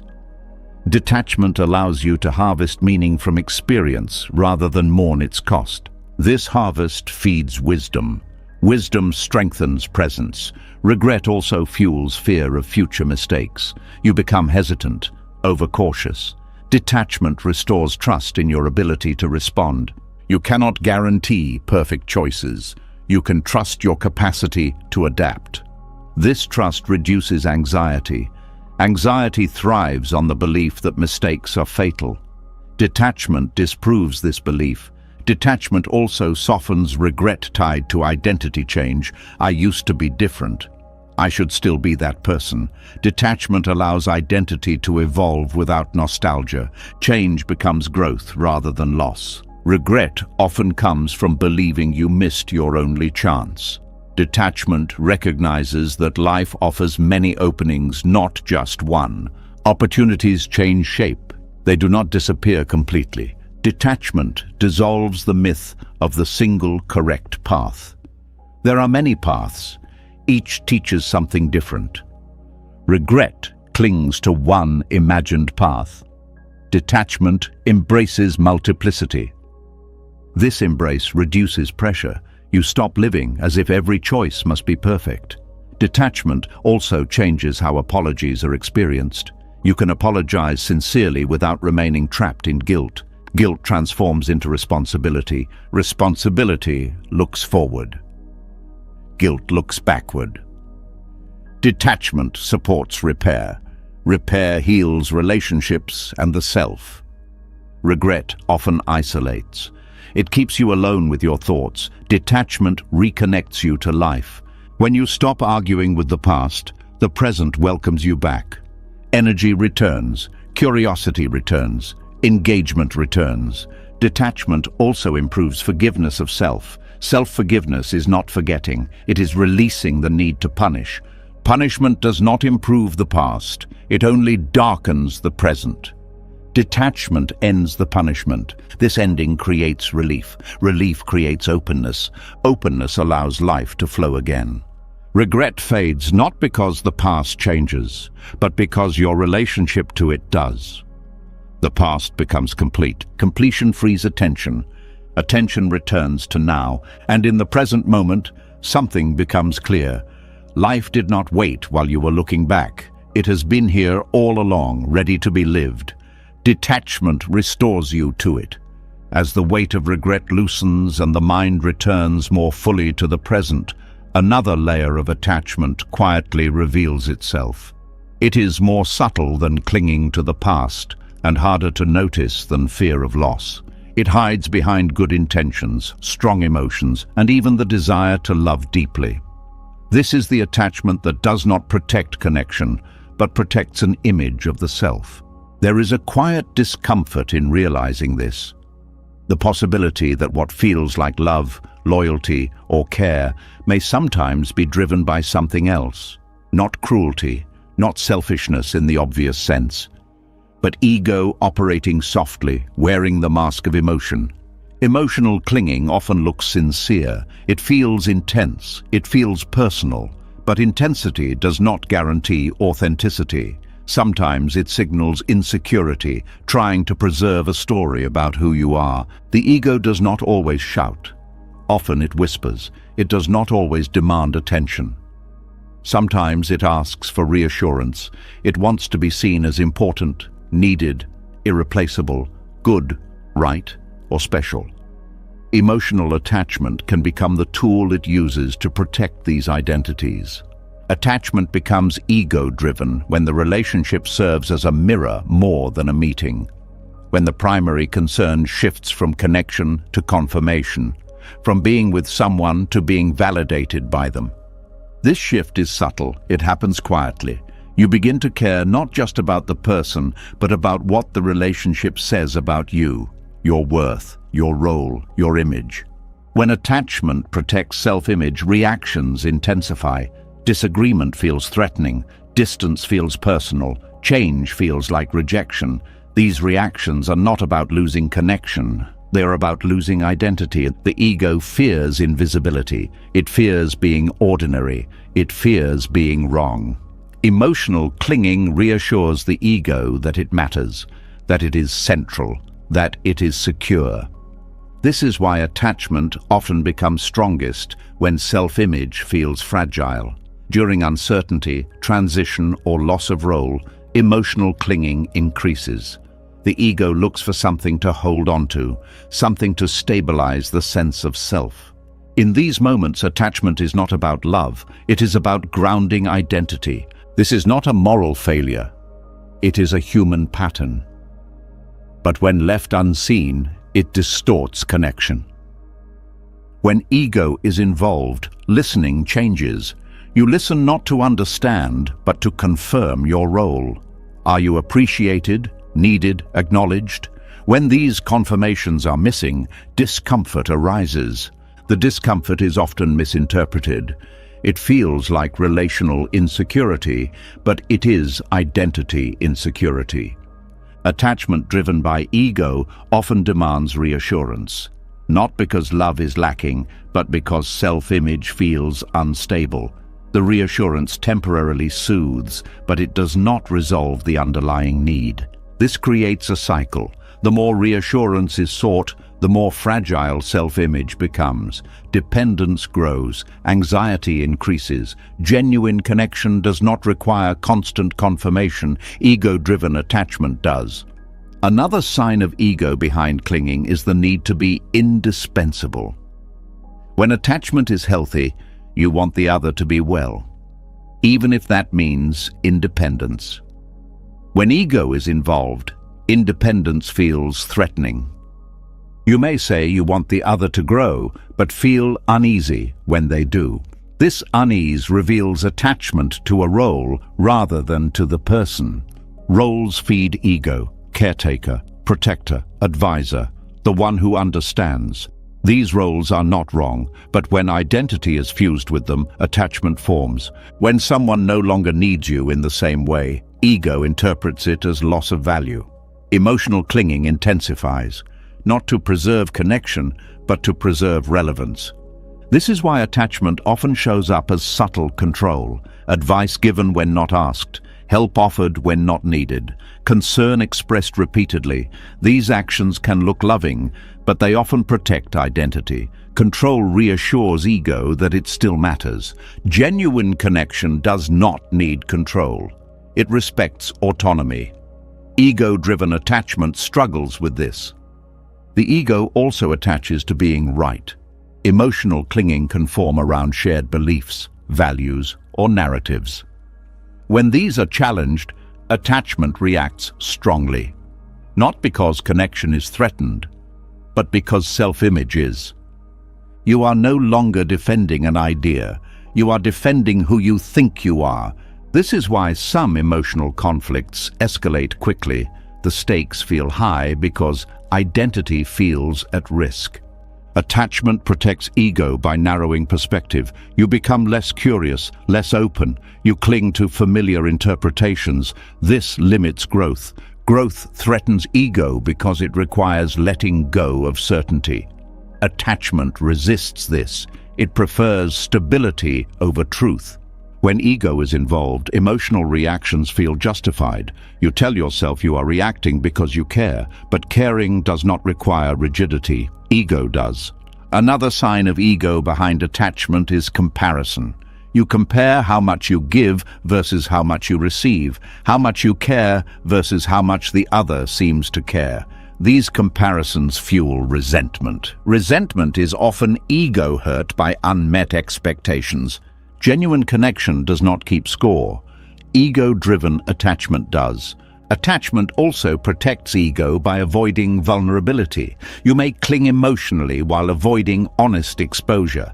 You want closeness, but only on terms that preserve your image. This creates a strange tension: intensity without intimacy, emotion without openness. Detachment allows vulnerability because it does not need to defend self-image. Ego resists vulnerability because it fears exposure. When ego is driving attachment, apologies become difficult. Admitting fault threatens identity. Emotional clinging then shows up as justification, defensiveness, or blame. Connection suffers because honesty is sacrificed for self-protection. Detachment dissolves this pattern by separating worth from image. You can be wrong without being diminished. You can be imperfect without being unlovable. This separation weakens ego's grip. Attachment softens. Ego-driven attachment also fears abandonment intensely, not just loss of connection, but loss of identity. Who am I if I am not needed, chosen, admired? This fear fuels anxiety. Anxiety fuels clinging. Detachment addresses this at the root. It reveals that identity does not depend on emotional roles. You exist without performance. When this is seen, attachment relaxes. The ego also clings to emotional narratives, stories of sacrifice, loyalty, endurance. These stories reinforce identity. Letting go feels like erasing meaning. Detachment does not erase meaning. It releases the need to define yourself by suffering. You can honor what you gave without clinging to the role of giver. Ego-driven attachment often keeps old patterns alive. Even when relationships change, the ego wants to preserve familiar dynamics. It resists renegotiation. Detachment allows relationships to evolve without identity collapse. Another subtle sign of ego behind attachment is emotional dramatization. Feelings are amplified. Conflicts feel larger than they are. This dramatization keeps the ego central. Drama maintains significance. Detachment removes the need for significance. This does not make life flat. It makes it grounded. Genuine connection thrives in simplicity. Ego thrives in intensity. Detachment reveals this difference. You begin to notice when emotional reactions are about connection and when they are about image. This noticing creates space. In that space, choice appears. You can choose to respond rather than react, to listen rather than defend, to release rather than cling. Ego resists release because release feels like diminishment. But release actually expands capacity. When you stop protecting self-image, you become more available, more present, more responsive. Connection deepens because there is less agenda. Detachment also reduces emotional exhaustion. When you are no longer maintaining an image, energy returns. You stop managing perception. This energy supports genuine care, care without self-reference. Ego-driven attachment often confuses being needed with being loved. Detachment clarifies the difference. Love does not require dependency. Ego prefers it. When dependency fades, love becomes lighter, not weaker, lighter. Detachment does not remove emotion, it removes distortion. Emotions become signals rather than strategies. They inform rather than manipulate. This clarity improves relationships. Conflicts are addressed directly. Needs are expressed honestly. Boundaries are respected. Ego-driven attachment resists boundaries. Boundaries limit access to validation. Detachment welcomes boundaries. They protect clarity. Another ego pattern behind attachment is fear of being replaced. This fear is rooted in comparison and scarcity. Detachment dissolves scarcity by grounding worth internally. When worth is internal, replacement loses meaning. Connection becomes about fit rather than competition. Detachment also weakens jealousy. Jealousy often protects ego status. When status is irrelevant, jealousy fades. This does not mean you stop caring, it means you stop ranking. Ego-driven attachment often seeks exclusivity to secure identity. Detachment allows openness without fear. This openness strengthens trust. Trust deepens connection. Detachment also changes how endings are experienced. When ego is attached, endings feel humiliating. When detachment is present, endings feel sad but dignified. You grieve without self-rejection. This dignity comes from separating self-worth from relational outcomes. Ego-driven attachment also clings to narratives of being misunderstood. These narratives protect self-image. Detachment invites reflection. Reflection may reveal blind spots. Ego resists this. Detachment welcomes it. Welcoming insight allows growth. Growth reduces attachment. The ego fears irrelevance. Detachment reveals that relevance is not something you must secure. It emerges naturally when you are present. Presence is not an image. It is an experience. When ego steps back, presence steps forward. This presence allows genuine connection. Connection not based on roles, validation, or image. Attachment that protects ego slowly dissolves when self-image no longer needs defense. You still care, you still feel, but you do not cling. You meet others without needing to be someone special to them. This meeting is honest, it is equal, it is alive. Detachment does not strip away humanity, it reveals it. When ego is no longer steering attachment, connection becomes simpler, quieter, more real. You are no longer holding on to be seen. You are present to see. And in that presence, genuine connection finally has room to exist. As ego loosens its grip and attachment no longer needs to protect an image, something important becomes possible. Reactions slow down. The inner noise that once rushed to defend, explain, or secure begins to quiet. In that quiet, a different quality of presence emerges, not withdrawal, not distance, reliability. There is a common misunderstanding that detachment makes people less committed, less caring, or less dependable. It can look that way from the outside because detachment removes urgency. But urgency was never the same as reliability. In fact, urgency often undermines it. When fear drives behavior, responses are fast but unstable. When fear loosens, responses become slower but clearer. This is where true reliability lives. Reliability is not about always saying yes. It is not about reacting quickly. It is not about intensity. Reliability is about consistency of presence, about responding from clarity rather than impulse. Fear-based attachment creates reactivity. Reactivity feels like engagement, but it is actually a loss of choice. The nervous system hijacks behavior. Words are spoken to reduce anxiety, not to communicate truth. Actions are taken to restore comfort, not to serve what is needed. Detachment interrupts this pattern. It creates a pause between stimulus and response. In that pause, intelligence appears. A person who is not ruled by fear does not disappear in moments of stress. They do not become unpredictable. They do not escalate or withdraw impulsively. They stay. Staying is reliability.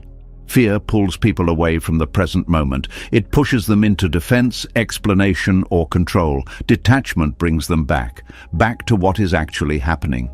When someone is detached, they are not numb. They are grounded. Their nervous system is not constantly signaling threat. This allows perception to remain accurate. Accurate perception is the foundation of reliability. When fear is present, perception narrows. The mind sees danger where there may be none. It misreads tone, intention, and timing. Responses become mismatched to reality. Detachment widens perception. You see context, you notice nuance, you recognize what matters and what does not. This allows appropriate response. Appropriate response builds trust. People often confuse emotional intensity with care, but intensity fluctuates. Clarity endures. A detached person does not overpromise to feel secure. They do not agree just to avoid discomfort. They say what they can actually follow through on. This makes their words dependable. Fear-driven attachment often leads to inconsistency. One day you are fully available, the next day you are overwhelmed. Commitments are made in moments of emotion and broken when fear shifts.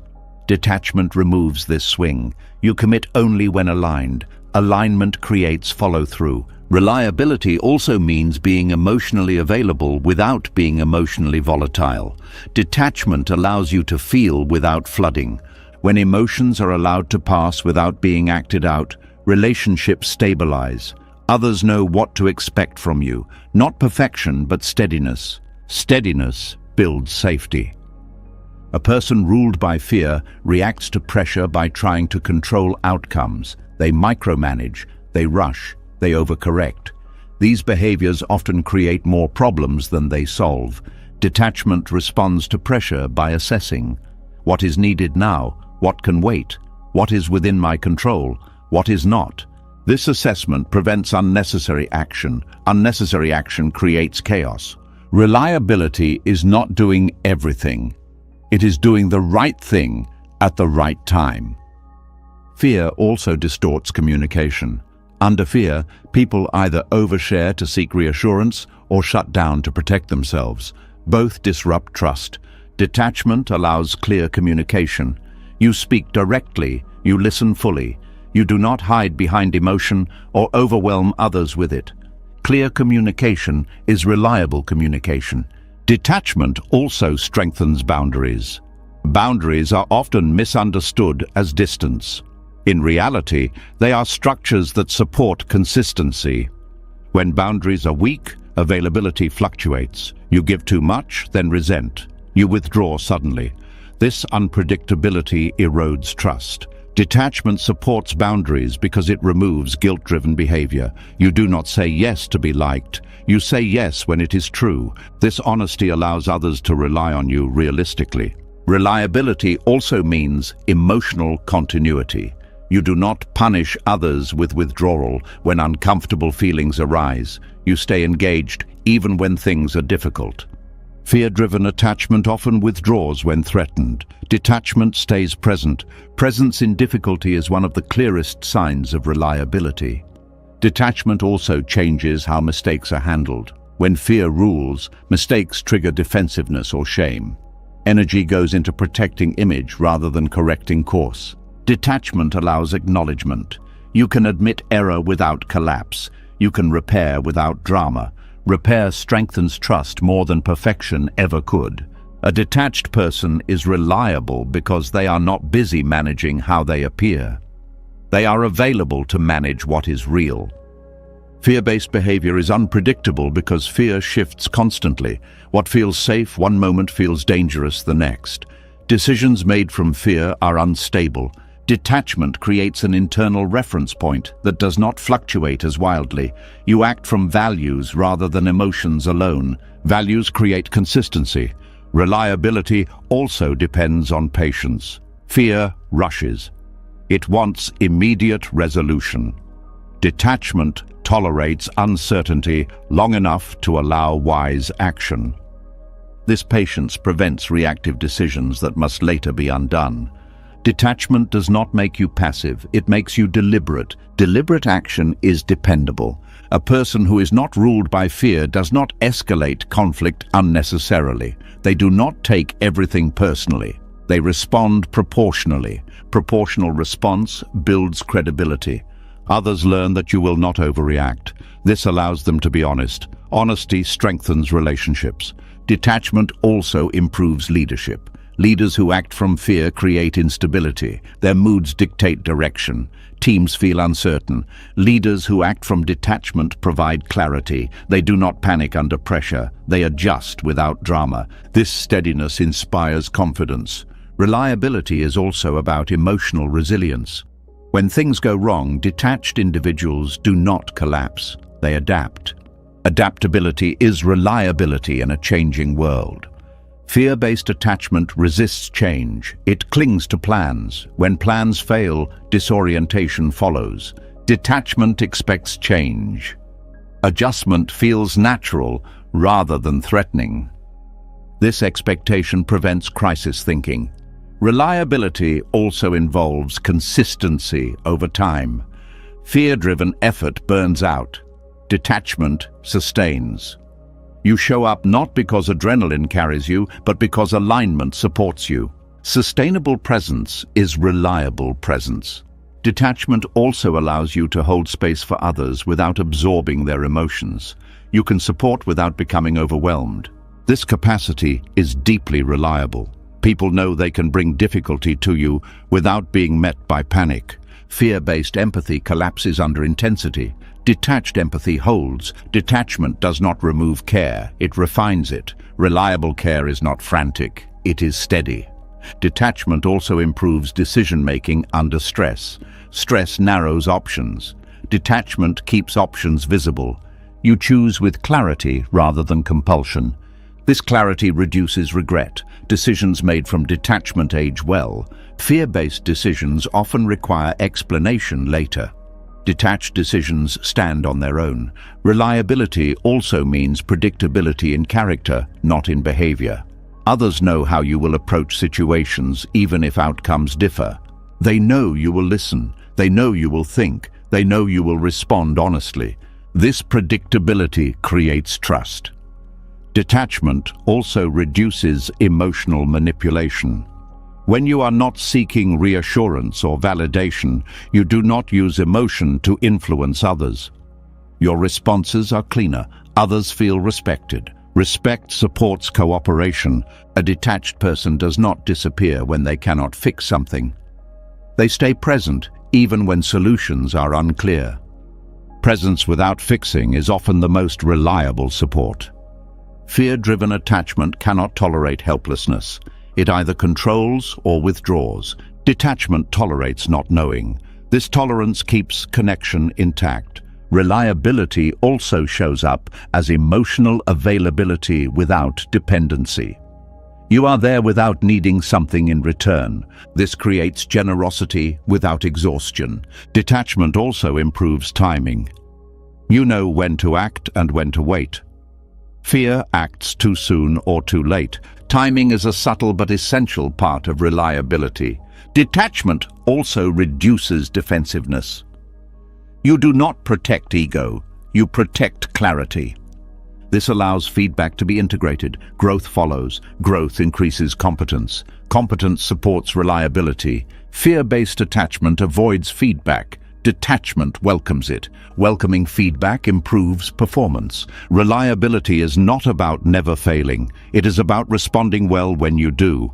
Detachment supports this response. Fear magnifies failure. Detachment contextualizes it. This context prevents collapse. Reliability also involves emotional honesty.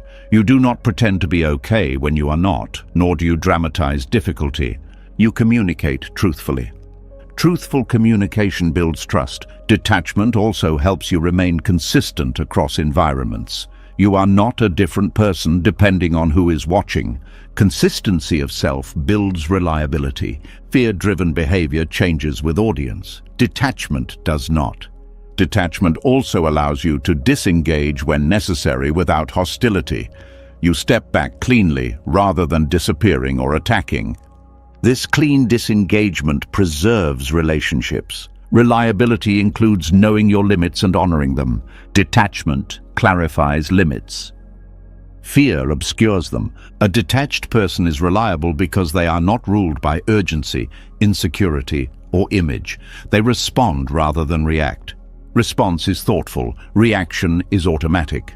Thoughtful action builds trust. Detachment does not make you distant, it makes you dependable. Dependable because you are not pulled off center by fear.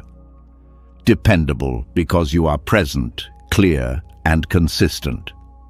Dependable because your actions come from alignment, not anxiety. This is the quiet strength of detachment. Not withdrawal from responsibility, but deeper responsibility. Not less care, but care that lasts. Not emotional distance, but emotional steadiness. Detachment does not make you less reliable. It makes you someone others can truly count on. You've seen it now, layer by layer, how holding tightly creates fear, how attachment turns love into tension, how clinging to identity, approval, the past, or possessions quietly steals your peace, and how detachment is not loss, not coldness, not escape, but clarity. To hold lightly is not to care less. It is to care without fear.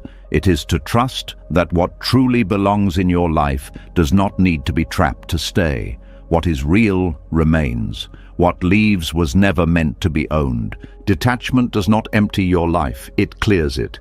It returns you to presence, to steadiness, to a quiet strength that does not depend on certainty, control, or permission.